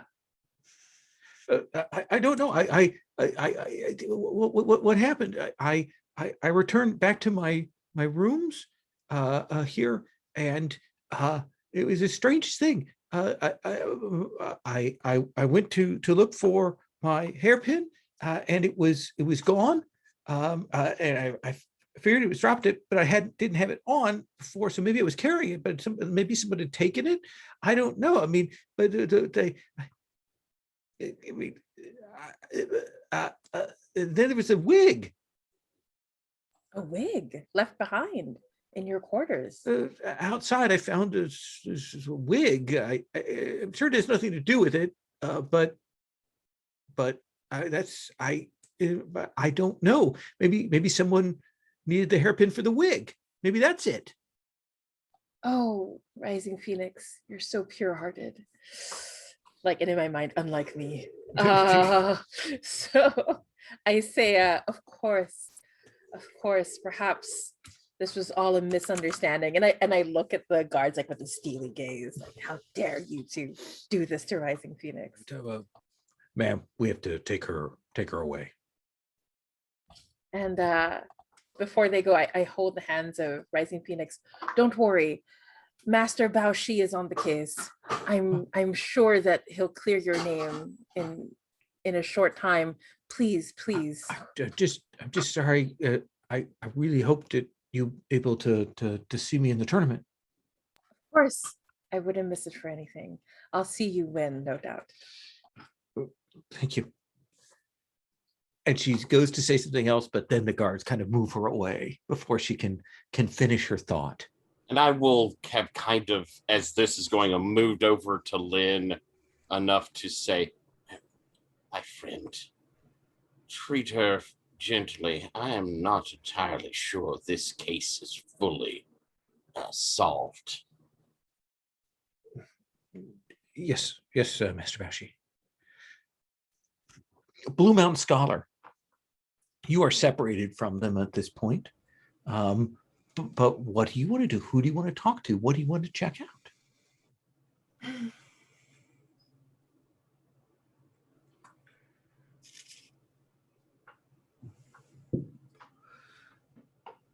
I think if someone did this, they had to have scouted it out and had some place that they could place themselves so they could move in quietly and without being observed. So I will essentially walk that area outside of there and find where the assailant was most likely to have stationed themselves before they moved in on Mofe. So this feels like a study to kind of learn something about the setup and the situation. Mm-hmm. And if I don't see anything in the hallways, I literally will start to look for hidden, like panels or false walls, that kind of thing. So Absolutely. yes. So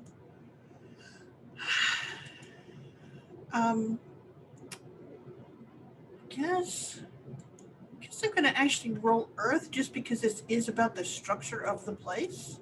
I think that's my style element, but I'm still going to roll it because that makes the most sense. So I'm going to add 2. That gives me a 10. So do you wish a clue? Yes, I wish a clue. So I think as you are kind of moving around, one of the things is, of course, with all of these silks and things like that, it's hard. I mean, they're people moving between rooms here is super easy. But I think one of the things you will hear after the magistrate has kind of left Bao Shi and Song Da and stuff is the magistrate going, it's a coincidence. I'm certain of that. Just have the body taken away.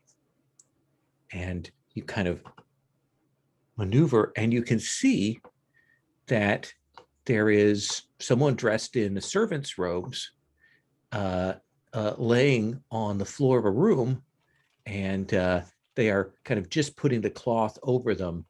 And the magistrate, you're guessing probably this person died around the same time. The magistrate is dismissing this as a coincidence. But you will head in. I will. And you will take a look. Based on the person's appearance, the way they're dressed, their hair ties and everything, you guess that this is one of the cooks for the tournament.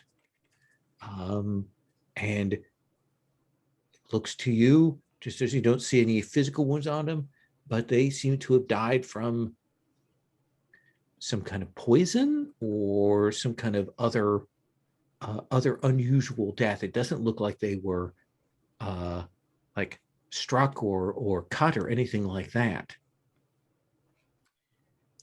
All right. Is that something that I follow up on, or is Well, I will tell you as you go and kind of take a look. And you take a look, and you will notice on their fingers, on one of the hands, some colored powder.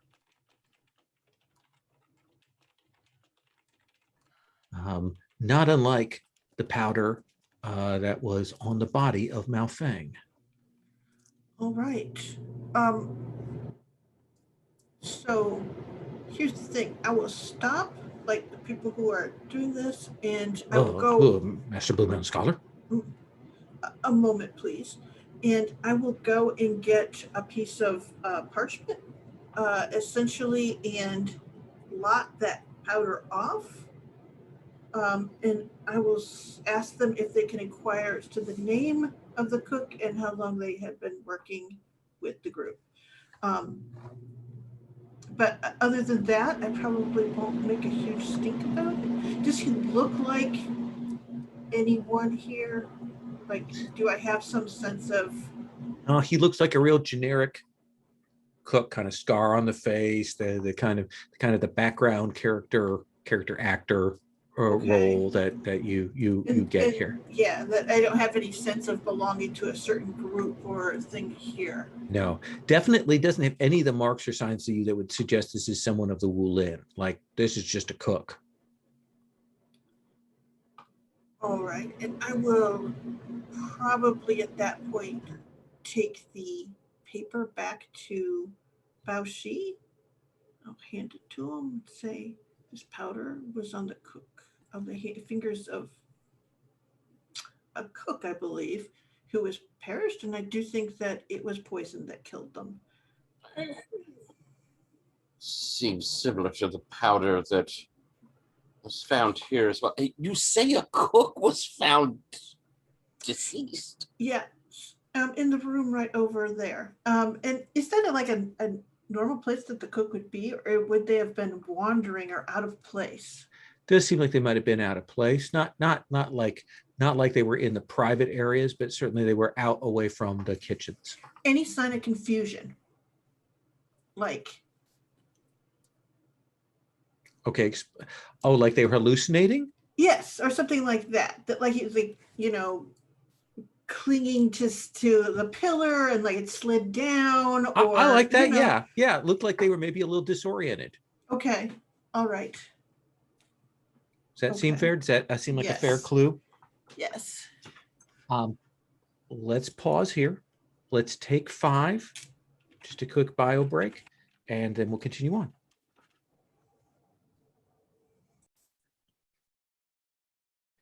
So take up kind of in the aftermath of a number of those revelations and details that have been discovered. What I'd like to suggest here is that, as is the rhythm of these kinds of things, we've got a number of clues on the table. But now I think it's a chance for you to talk to NPCs, interact with one another, and get kind of the feel of the situation, where we get the kind of the either conspiracy stuff, but more likely just the meta stuff of motivations and all of those kinds of things. And so I think we cut to a little bit later in the evening. Now there are torches everywhere to illuminate.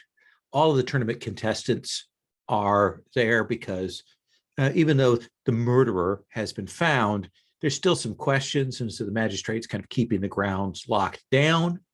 And you 4 are kind of allowed to come and go as you will. Certainly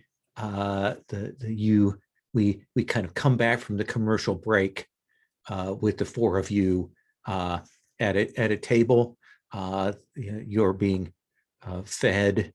There's wine out there for you, and as the camera pans around, we can probably see the contestants in various states of sitting, brooding, or talking with one another conspiratorially, or sitting there kind of writing love poetry in the case of Ninth Raven, and that kind of thing. So kind of get that move around of the cast.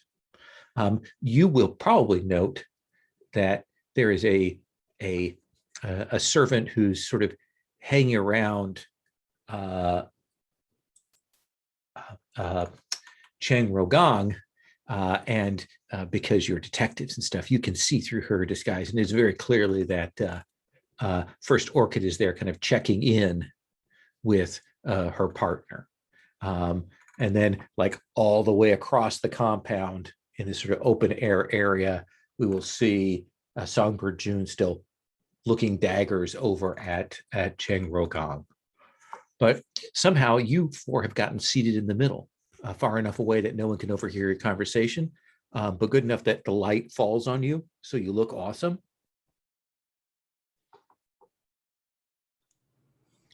And I assume that we kind of come in with Blue Mountain Scholar kind of finishing up with the tale of the dead cook. That is fascinating. I'm beginning to formulate a bit of a picture, but there are still things I cannot quite place. That picture, whatever was cut out, I think would be a tremendous clue that would set us along. But sadly, I don't know where to find it.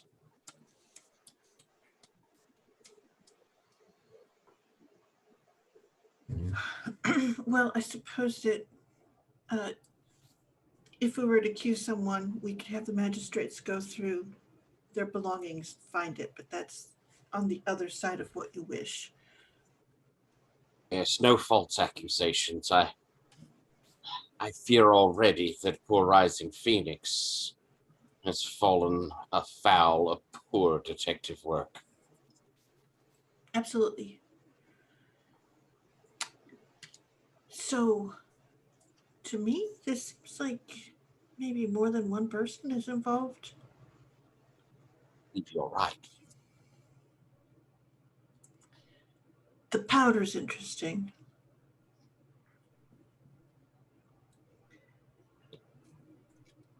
Do you recognize it?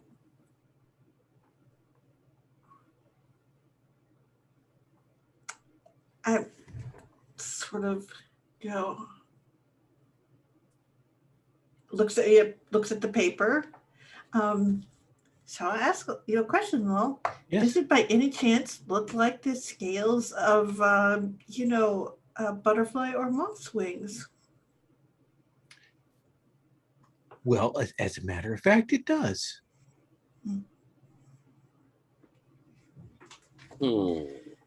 Now that you say that. Now that I say that.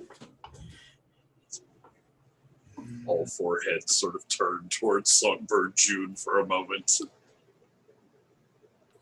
would say that it He is would, seated there with his little cage with the cover on it. I will say that his plan to have Yang Mofeng exercise his vengeance would hardly have worked should, well, he die before he had the opportunity. Wait, Did I not mention? Oh, you see, I saw June speaking with Mofang, making an agreement of sorts to, well, attack Sheng Rogong. Probably in the tournament, but to deal with her and to retrieve the sword she had stolen. I don't think that had occurred, so it seems likely that June would not have chosen to strike. That is pure supposition. And I'll kind of look over to see if Rogong still got her sword. Oh, absolutely. Yeah. Yeah. that's interesting. So perhaps they're in league? Who? June and Jane? Oh, I highly doubt that. He was rather demonstrably angry at her. It certainly had witnesses to that. Well, I would not have thought him such a good actor, but it is not unknown for me to be fooled on occasion by great acting.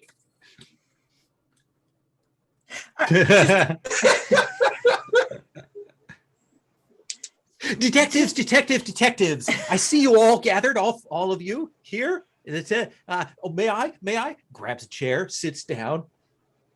You remember me, King of Pearls? Yes.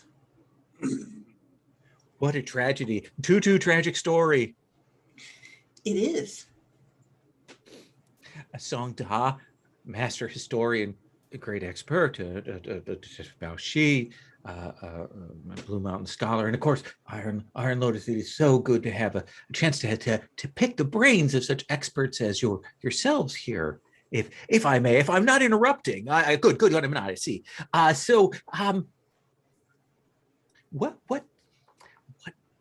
What effect do you think this has on the tournament? Mo Feng's out. That should undo quite a few bets, yes?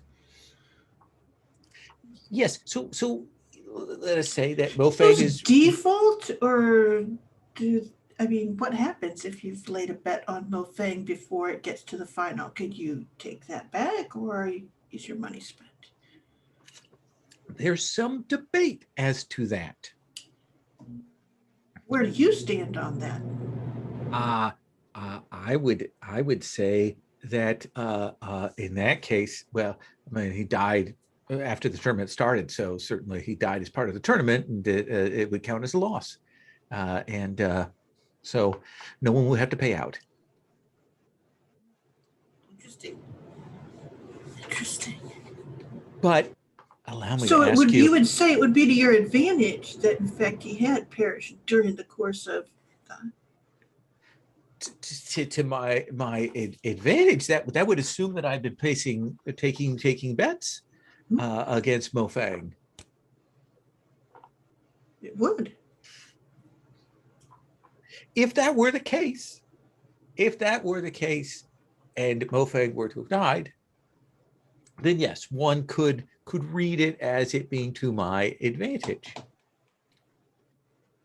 It would seem that Rising Phoenix has also been eliminated from the field.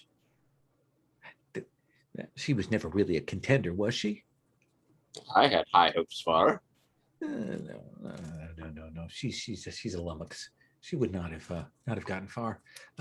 But you thought that she had a chance? What? May I graciously would you, Iron Lotus, another local? Would you have agreed with that assessment? Oh, and like I draw out a fan and hide my face. Oh, it's so difficult to be able to tell these things. Unlike yourself, you seem like you were able to get to the truth of the matter and really see people's true capability, King of Pearls, wouldn't you say?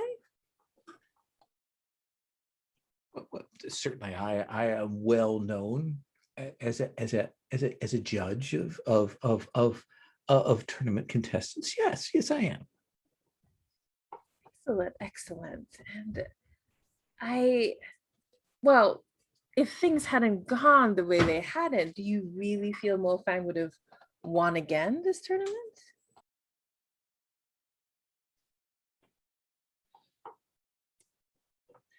I will tell you something, but if I do, you will give me your assessment on the current contestants? Of course. And like I sort of like pretend like I take out a notebook as if I had been taking notes on the contestants. This is, you know. So as you may know, last year's tournament was unusual in that Mofang came out of nowhere. And a number of this year's contestants were there last year. Of course, Guardian Fu, as you know, and Undaunted Zedong, and Rising Phoenix, Ninth Raven, Songbird June were all present last year. It was an unusual year. Skycast Red himself was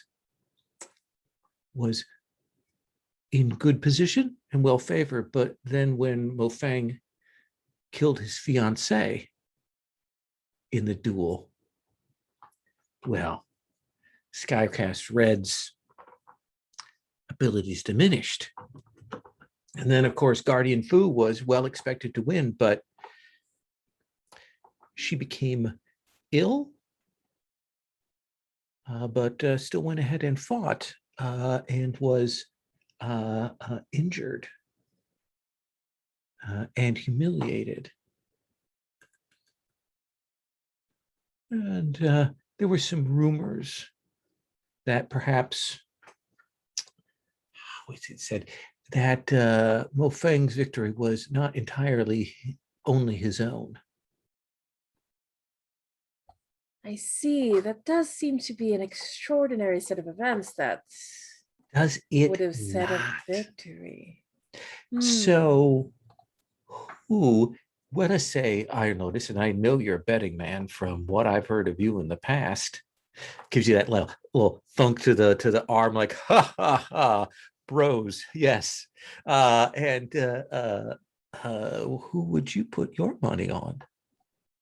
Well, and I lean in. You do understand that as a betting man, I always go for the dark horse. Risky, but who is your dark horse this year? Well, let's just say that all it takes is the flap of a butterfly's wing to change the course of a storm. Wouldn't you say? And I pointedly look towards Songbird June. Interesting. I would not have put money on him. Songbird June went out in the first round last year. Oh, but the more to set up his victory for this year. And I'm trying to convince him to keep an eye on Songbird June. Okay, let's have you roll hearts and minds. And I'm gonna say, oh, but I mean, if you wouldn't want to bet on something like that, the boys have told me that you've kind of lost your touch. I'm trying to like create Oh yeah. like a misunderstanding to rile him up. Okay, so I think I'm gonna roll with, I think it's metal again, and then I'm adding the +1 on top of that from the thing. So let's see how it goes. 10. He's like, ooh, interesting. And you can see his mind whirl. You see him mentally calculating how much money he has left, putting money. Oh yes, you can see. He's like, yes, yes, yes.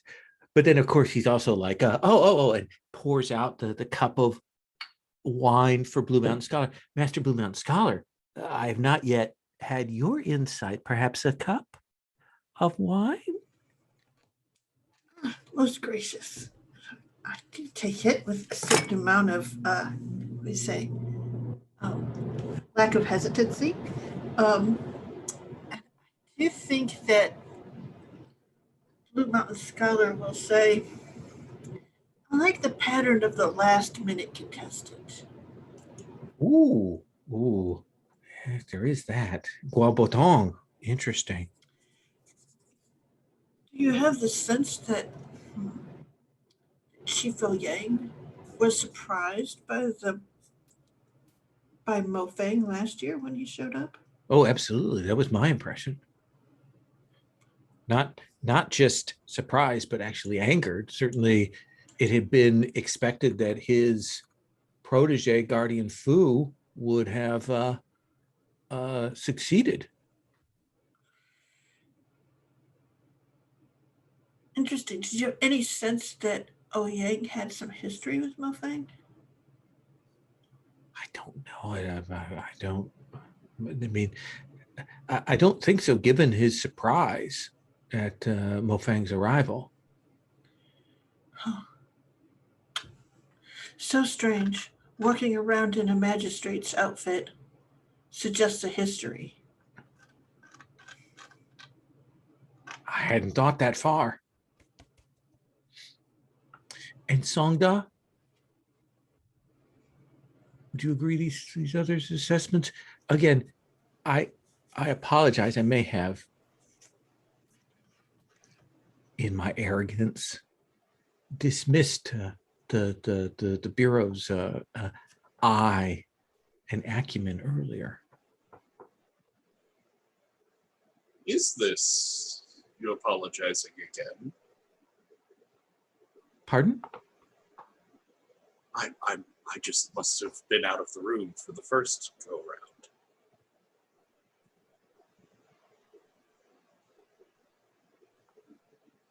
round. An oversight on my part. I was not apparently not clear before to express my respect for your position and authority. I should have done that and should have been clearer about my woeful inadequacy.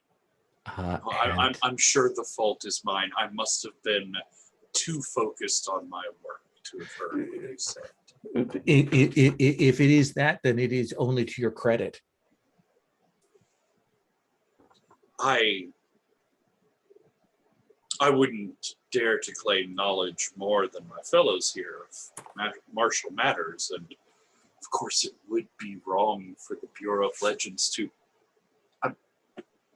I'm so sorry.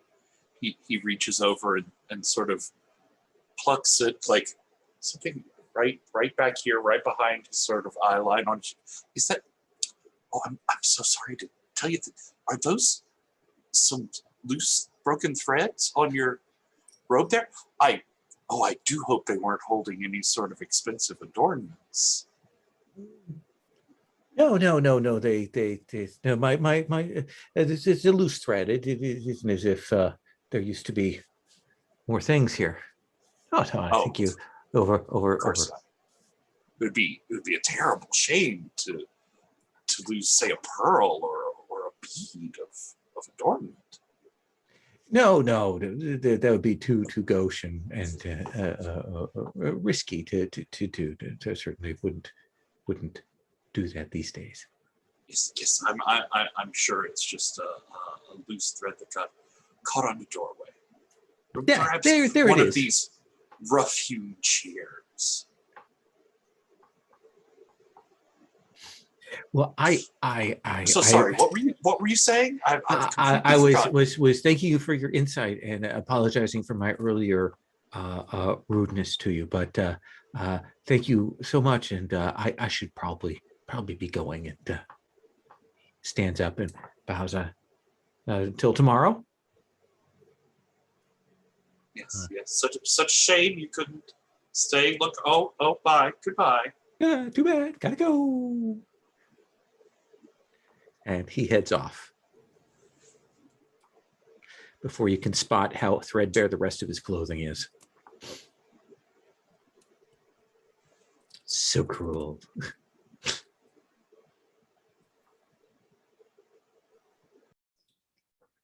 So maybe we want to do a once around with you all each like talking to someone. Does that sound like a plan? To kind of get us set for the evening. Bao Shi, there is everyone in the world here. Who would you like to talk to? I think I would like to go speak with Skycast Red.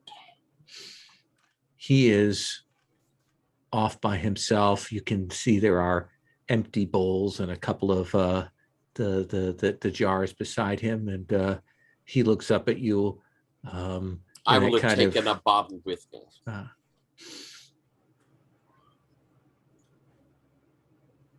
Skycast Red, I believe. You're Bao Shi, the little detective. I am Dashi the detective. You are correct. Do you mind if I join you? Please, it's an open chair, and you have a bottle. That seems to me like a kind recipe for discussion. I'll sit down. I pour out a drink and lift my bowl. A toast to old friends not forgotten. Another. I shall pour another. I think we have something in common. Do we? What do we have in common, detective? This is an unfortunate anniversary for me as well. What are you talking about? His voice drops down and gets solid like steel. I try to distract myself with drink or with frivolity like this tournament, but some years ago, someone very dear to me was lost to me. I've heard that the same is true for you. And I want hearts and minds at this point. Because he is on that razor drunkard's edge. Mm-hmm. Let's see. Well, to begin with, I'm sort of lying. So let's go. This is calculated. Yeah, let's go with battle. I think I can pull my good one for this one. Okay. That's an 8.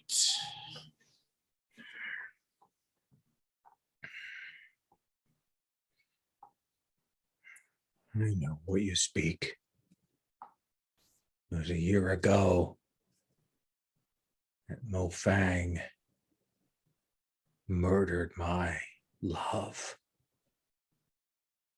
Killed her, struck her down in a tournament.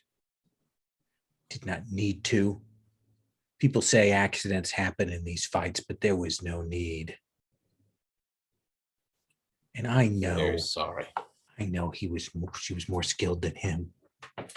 There was something, some cheat, some malfeasance, something. She would not have fallen as she did. There's no reason. I'm glad he's dead. I think that's But I understandable. didn't kill him. I was making no accusation. So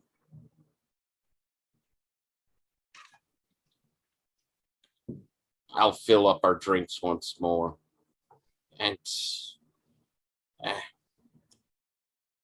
I commiserate your loss. It is hard to lose someone who makes you better.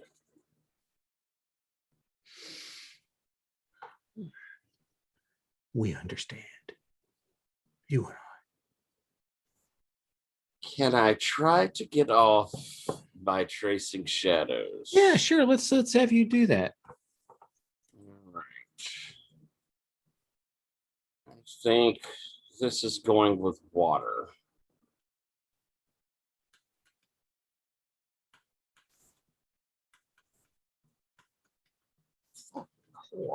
Oh, sorry. What? I rolled very badly. Did you now? Let's see. That's a 5. Can I spend more than one? You can spend as many bonds as you want. All right. Or the shadows. No, that's only in a study. Oh, that's right.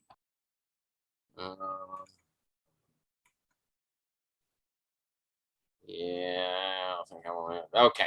So I am going to spend. I'll spend 1 out of Lost Song, and 1 out of the Chief. Okay. And what does that 7 to 9 result get you? Let's see. On a hit, the GM for you there for that will reveal an entanglement and a secret they would prefer remain hidden. And then I would take +1 forward on hearts and minds for them. But they're aware of my workings. They are aware that I'm digging, I guess. I think there'll be that moment when he's talking about this, when you see him like look over at Guardian Fu, and you see Guardian Fu looking back at him, and you see them look away, and you can tell that there's something between them. I was suspecting that. And maybe even that part of what's going on, part of his guilt is that may have even started before his fiance died. Yes. Oh my God. Does that work for you? Oh, yeah, that confirms something I was thinking. You see him stop and he looks at you and he goes, "You should go, detective." Turns his cup over, sets it down with a good evening. And I will slink away. And Lotus, who do you want to talk to?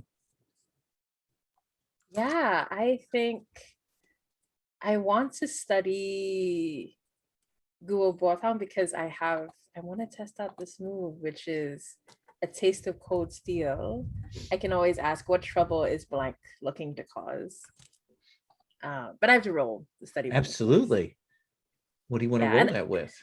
Yeah, I think what this looks like is I've been like watching everything that he's doing, like just keeping an eye on him to discern anything. Yeah, so I think this is, I think water, because I'm trying to see what I can pick up. Okay, so 7.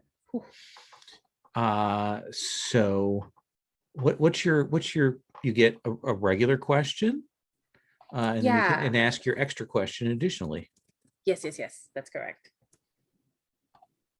or declare. You can make a question, Ooh. ask a question, make a declaration, and then you can ask your free question. Ooh. Okay, I will declare after I ask my free question of like, Sure. what trouble is he looking to cause? Oh, he is most definitely here to very publicly win the tournament and kill Chief Ouyang. His plan is to, you can see it in his eyes, you can tell he is here because the victor gets to ask a gift from the Golden Pilgrim heroes. And you can tell he is going to ask for Chief Ouyang's life. Amazing. Yeah. And I'm going to, oh no.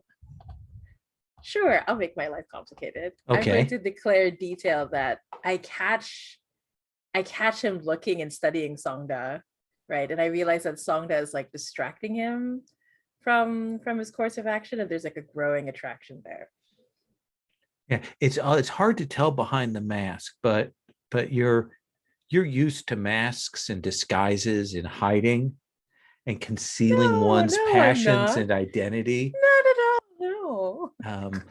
But he does, it's the way he sits, it's the way when he walks, he kind of moves by and looks, and there's clearly something about Songda that is captivated him. And I think when I notice that, I lean in and I say, Songda, I believe there's something you can take advantage of here. What? Have you talked to Guo Botang yet? Oh, no, he's a bit, I don't want to say intimidating, but it's overwhelming. He's quite a lot, You didn't see his arrival. It was very impressive, but do you think I should? I mean, it would be good for the histories, right? Absolutely. And I'll be here to help you. And perhaps, and I sort of like, I'm tweaking around Songda's outfit. Should I roll in a conflict ship? Like, anyway, I'm trying to make him look more attractive. But, to this other guy.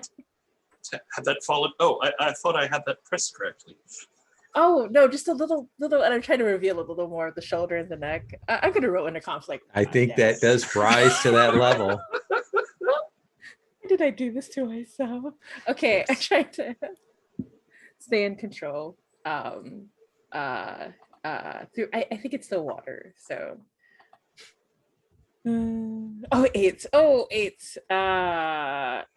I'm going to Mark an element, flee, or overreact. I think I'm going to overreact. How does that express itself?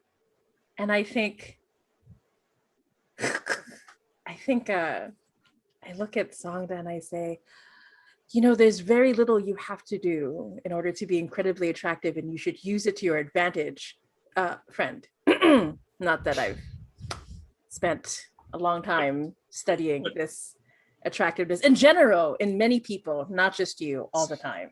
Yes. Who? I'm sorry. What?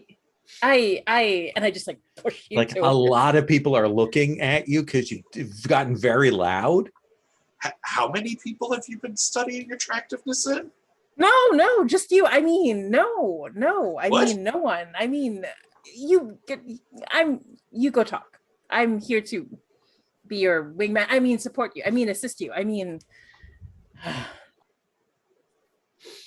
I'll raise an eyebrow at Blue Mountain as this is going on. Sort of find myself like standing and pushed a couple feet away from the table and looking awkwardly around. So, Yeah, and I think Blue Mountain Scholar is not looking, Yep. if that makes any sense. Very not looking. Songda, do you wish to speak to Guo Botang? Sure. I mean, this is a little awkward, I suppose, but Bao Shi had a wonderful idea that seemed to, from what I could see, work very well with Skycast. So I will get a carafe of wine and a couple of bowls to take over and set down in front of Guobuto. He looks at you, and when you come, he kind of rises and bows as you come, and then sits back. And he said, Hello. "My greetings to you, honored scholar." Oh, well, I thank you. That's quite, not enough people in this, but that's not important. I had just wanted to say, I had opportunity to notice your arrival yesterday. It was quite a scene, and if you don't mind my saying, it was rather impressive to see all of the shades of red that Chief Yang turned when you managed to not only present that token, but then beat both of your challengers handily without even seeming to break a sweat. You do me a great courtesy. It was impressive. I just wanted to say it was a good entrance, and that's the sort of thing that we look for in histories, is really striking moments that people will remember for generations to come. It's like liberally pouring wine into his bowl. See, he raises his hand. He says, I must apologize to you. I cannot drink. Oh, of course. I mean no so disrespect, and it is not a case of my not wishing to drink with you. That is certainly not the case, but that I myself cannot. I understand. I shouldn't have. There is a malady upon me. I had noticed, I have read many of the histories of past martial arts tournaments. It was a great favorite of mine when I was training with the Bureau. And I do remember the story of Wei Wuxian, who had a similar malady. It was after a training experience with, well, who even remembers with, but it did seem to affect the flow of his, well, I'm sure it's very hard to judge your mood through that mask. My apologies. And he puts his hands up, and he will take that off, and there's that roiling out of that smoke, and he will set the mask down and looks up, and again he has that sort of kind of a little bit pallid skin, but when he looks up at you, this is the first time you've seen his eyes. The pupils almost look like falling ashes. There's that kind of sparkle to them as he looks at you. Oh, and Da gets this sort of like wide-eyed look as he leans in closer, staring deeply into Lutong's eyes. I mean, I'd read descriptions, but I never imagined. Is it painful? And he reaches out a hand. He kind of almost goes to touch your cheek, and he pulls it back. He says, only in how much it isolates me from others.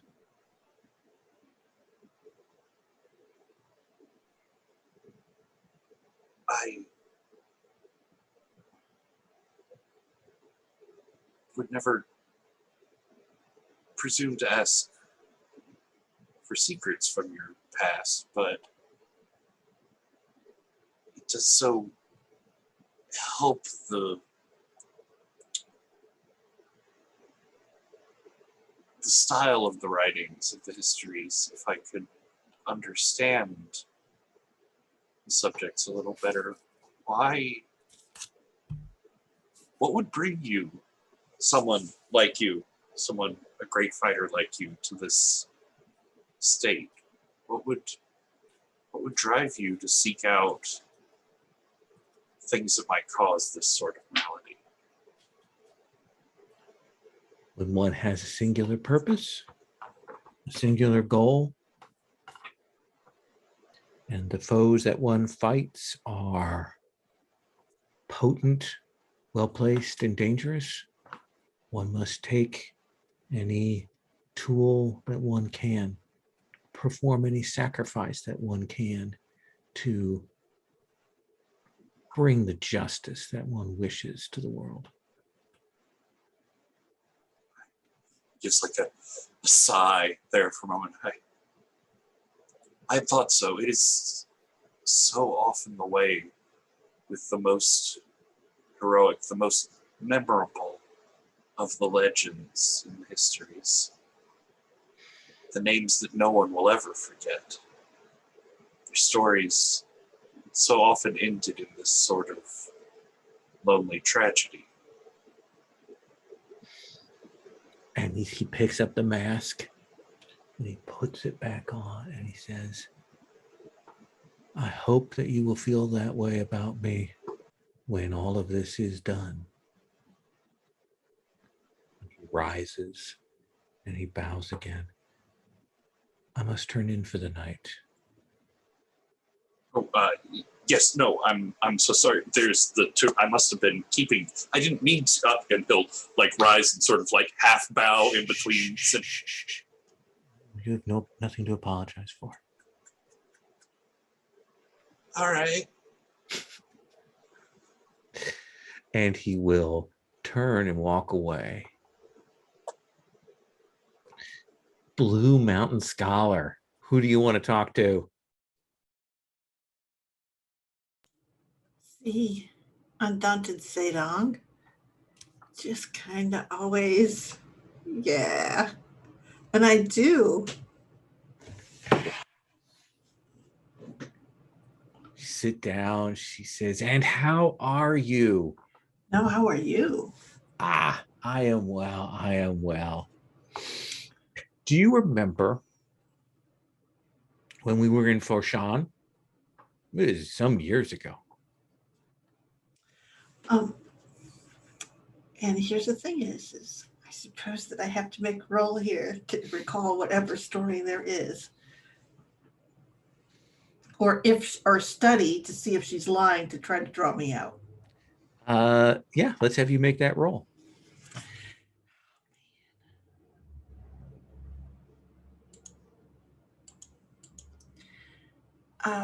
Let's see here. What's the one that makes the best sense?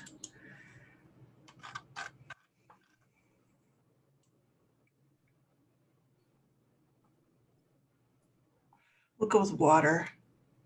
Sort of awareness, wisdom, flexibility. So adding +1, rolling 2d6, adding +1. I got a 9. So the basic answer is yes, she's trying to trick you and draw you in. And so I think that I'll stop and go, I've been in Forshan. I've been drunk in Forshan, but I do not recall you in Forshan. That is a fair answer. And now you have a question you can ask if you want, or a something you can declare. Let's see here.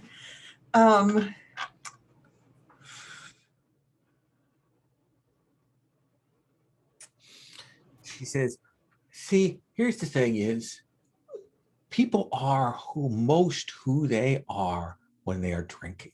And that is how you know people.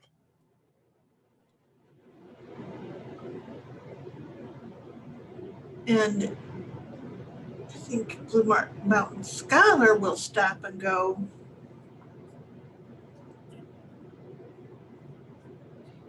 they're the most one part of who they are. An unguarded part. Perhaps.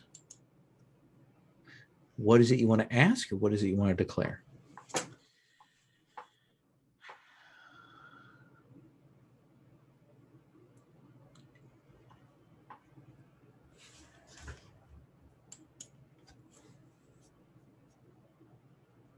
I think I want to ask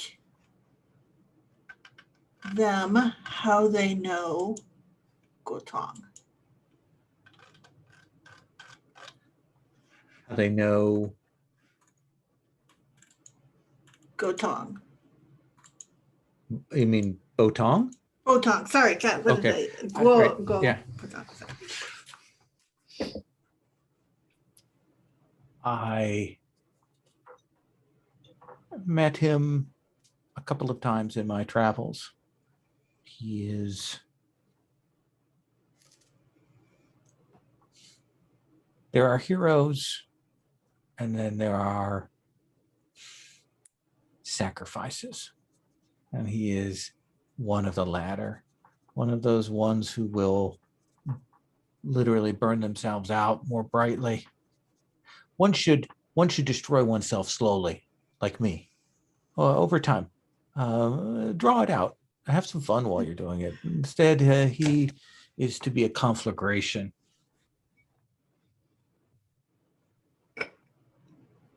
He is. Those techniques are dangerous to practice in only the most desperate, or those who wish an edge in a most duplicitous manner practice those arts.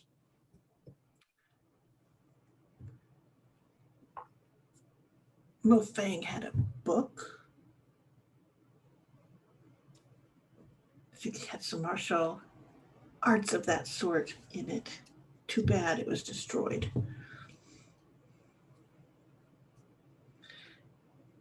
Interesting.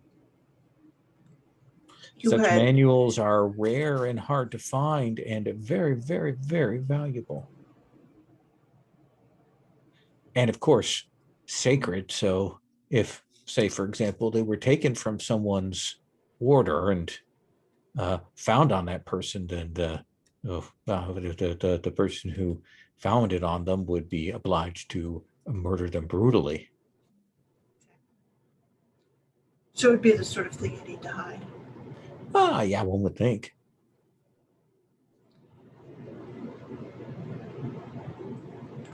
Then it stops because they aren't that old, are they? I mean, not too much older than the other contestants. She's in her late 30s. She's Oh, older. really? Yeah. Okay.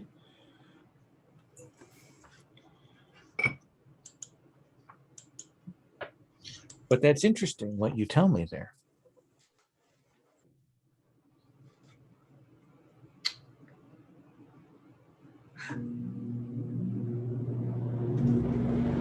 It's just, you mentioned, I gotta get the words right here. Hold on a second. The name of the person who was murdered, Faye. Mo Feng. No, before, years ago. The wife? Fei Tian. Fei Dian, the Fei head of Dian. that order. Yeah. You mentioned Faye Dion. Yes. The name from a time ago. For you, maybe. Still new for you? Not new, but I was your age when that happened.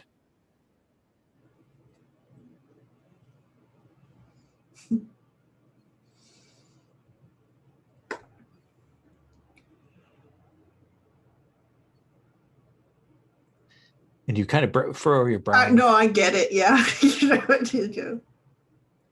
Do the nod.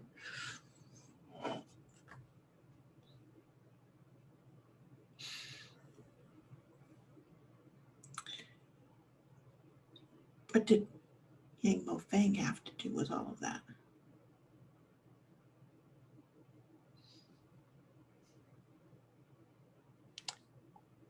That'd be an interesting question. She stands up. What the connection is between Mo Fang and Ouyang? Well, I should be going. Big day tomorrow. Got to kill some people. Ah,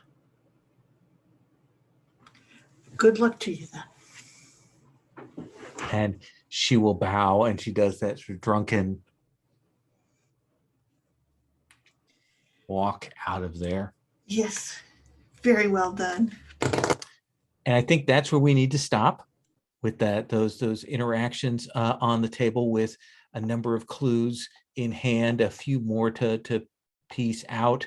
We'll go to the tournament day tomorrow. We'll do a little bit of that out, and maybe we'll do some more clue hunting, and maybe we will go to a theorize next time. Sound good?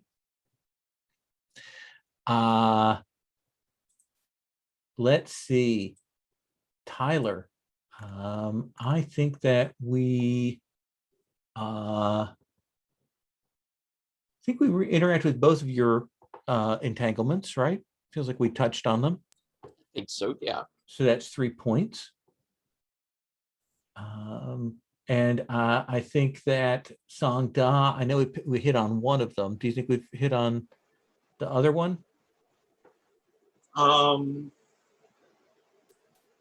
Not really. There was sort of a tangential making Blue Mountain Scholar a little afraid, but that was very much a red herring. I was just trying to have some good dialogue there. Yeah, so 2 points. A Blue Mountain Scholar, did we hit on both of yours? In touch on them at least? You are muted. I think that there was a wealth of Songdong Iron Lotus conflict, inner conflict for me, unfortunately. Baoshi and Many Gifted Zhao, who we did not manage to hit. So I think. So 2 points. Yeah. Yeah, and it just seems that we run into Dalin more often. Yeah, I haven't. We had so many NPC. I didn't have a chance to bring them in. We'll look that's at that. Okay. I should maybe just tighten the ring a little bit more for a while until we do something different with that. So that's something I can change. So, what, 1 point? 2 points. Okay. And then Iron Lotus. It feels like we hit on both of yours, right? Yes, I made myself suffer greatly today.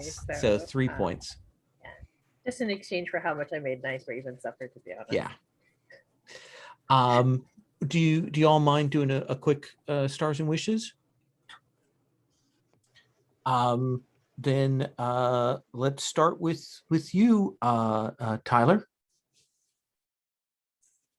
Oh, all righty. Let's see. Stars. I think it was excellent all around.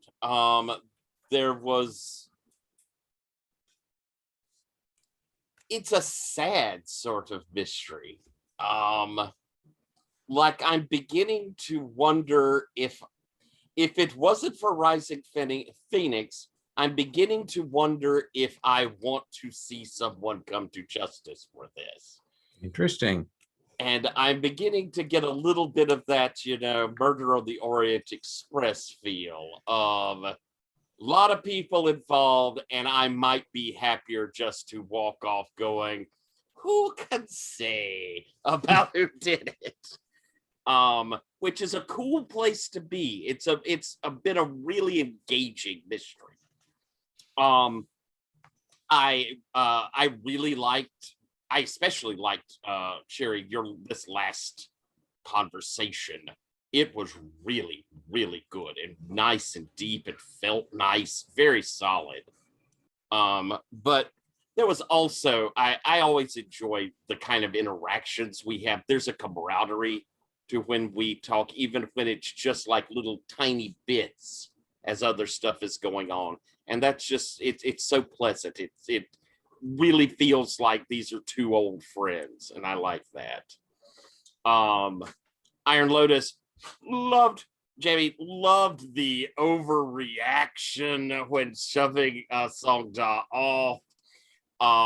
Loved the kind of behind the pillar to come out as Golden Peony. I thought that was perfect. It led to a really lovely scene with Rising Phoenix. lot of really good stuff, but those both just jump out at me as just delightful moments. So well played. And Patrick, I liked a lot of when we were in our little locked room. I liked a lot of how, your activity, what, the earnestness I often say about the character was really on display there. And it was really sweet to see the other side when talking with, was it Katong, there at the table, seeing someone treat you nicely, which has not happened much, and kind of having a moment there was really good. And I thought you and Lowell did it well. It was nice to see Song Da kind of built up. I thought that was really cool. Also liked you with Sister LeJean. Those are so intense. Those are really good. As for wishes, I wouldn't mind getting in a fight. A little bit. Yeah. I think that'd be fun. And I'm looking forward to the theorize on this. I think I have a theory. I need one more thing to fall into place to fill mine, but I still think there's a lot of. I'm looking forward to hearing what everybody else has to say on it. And as far as wishes go, I'd love to find something that exonerates Rising Phoenix, even if it doesn't point to someone. Excellent. Jamie. Yeah. Oh my gosh. I'm glad my internet held out. There were a few times when I thought, oh, this is when I get, Okay, I'm not gonna say anything before. Anyway. Yeah, don't say anything. Sorry.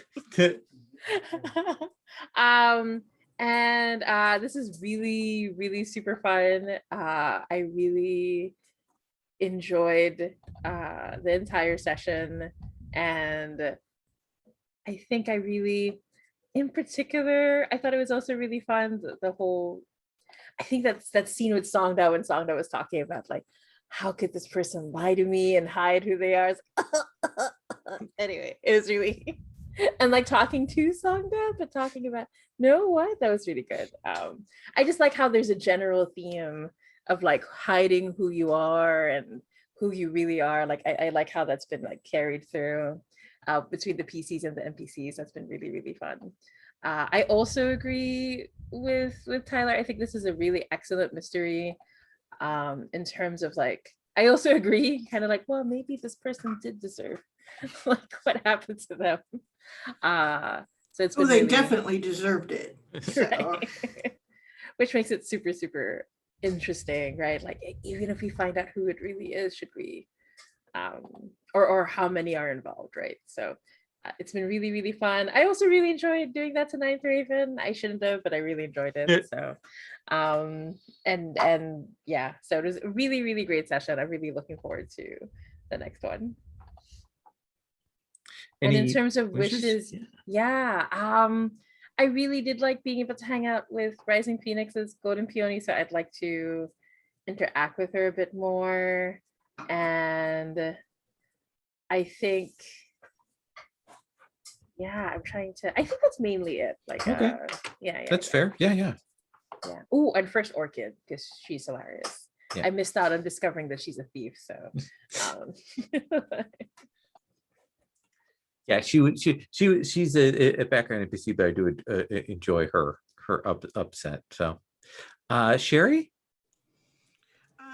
Yeah, all of you were spectacular. There were lots of good moments, lots of heartfelt moments. And how should I say? I was on like Iron Lotus's and Songda's whole thing about, how could this person lie to me? And the reassurance from Iron Lotus was super interesting and super well done. I was like, wow, the best. So anyway, what will I do with all of that information? So yeah, no, really good. And I think Bao did a great job, Tyler, of being full of yourself and yet practical. And yeah, it was like that good balance of like trying not to be trying to stick to the rules and not, but you know better. And yeah, just that whole dealing of when you know you're better than everyone else and you have to wait for them to bungle it so you can go in and fix things. So annoying. Just good stuff. And let's see, I'm thinking for and Lowell, actually I have to say your NPCs were all on point. Heavy duty on the pickup for what we were coming into, lots of good details and surprising bits that made it all more interesting. So I would be remiss if I did not give you a thumbs up.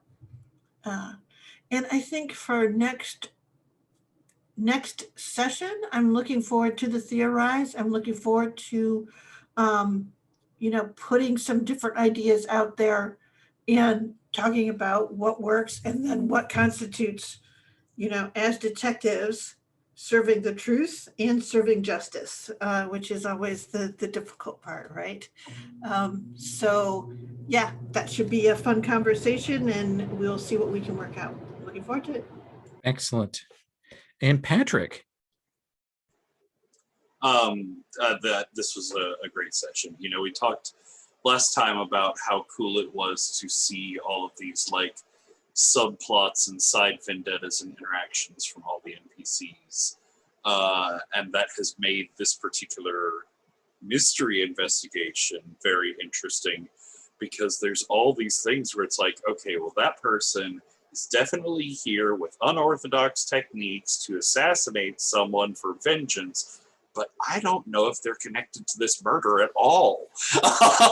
Like, there's so many killers in this room, but only like one or two of them could have killed him realistically.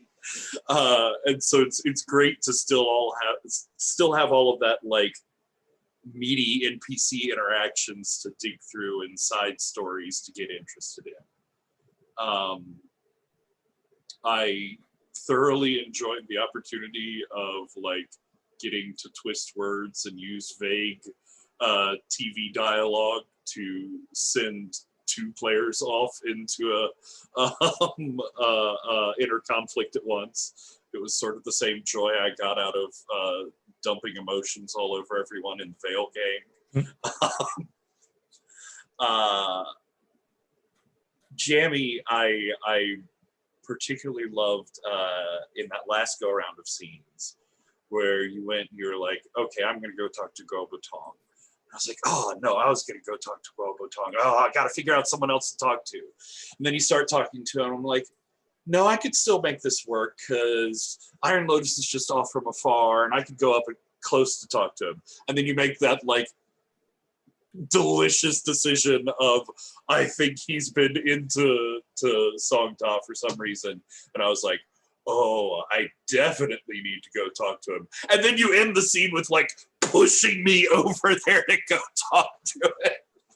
And it was this great convergence of like, oh shit, I think this is going to be a problem. And then everything focused in, no, this is perfect. This is so good. Yes, I'm doing this. I enjoyed the very handsome conversation with Gobotong. Did I say handsome? I meant to say sexy. And Tyler, I think it's really interesting to see in this like web of justifiable or semi-justifiable vengeances to see Baoshi's not confidence crack, but like to see his conviction crack a little. That like he's not sure that he should be doing this thing that he's always so sure that he should be doing. He obviously can still do it, and probably at least in his own mind, no matter what he decides to say to people, he'll still figure it out in his own mind. But it's that like, should I carry through with my duties sort of thing, which is very interesting. Wishes, I agree. I think more fighting would be fun. A little action to throw in with all of the extreme social drama. Now that we've got Golden Peony sort of on scene, made a brief appearance, I think it would be interesting to have some emotional, romantic tension, side miscommunication scene with Golden Peony. I think that'd be really fun. I definitely want to see more from Gobbleton. If it's more like gazing deeply in his eyes or secret makeouts or whatever, or whether it's seeing his like super awesome shadow demon fighting technique or whatever it is, like secret makeouts. I'd love to see a heightened scene for one of his storylines, just because he's got a lot of cool going on. One of the things I want to say is that I appreciate we had that feedback after we finished that first mystery of letting it breathe.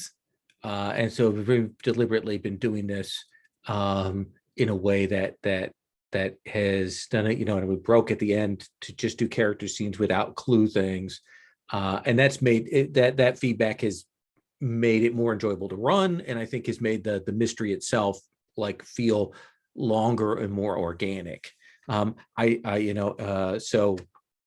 that's been good, and it shows me that something I kind of learned in watching Jamie's Apocalypse Keys is that just letting it breathe and taking time and not going, okay, we got to get this mystery done this session or 2 sessions, really does help with this, and you got to be willing to do that to make this work in a way that isn't really mechanized.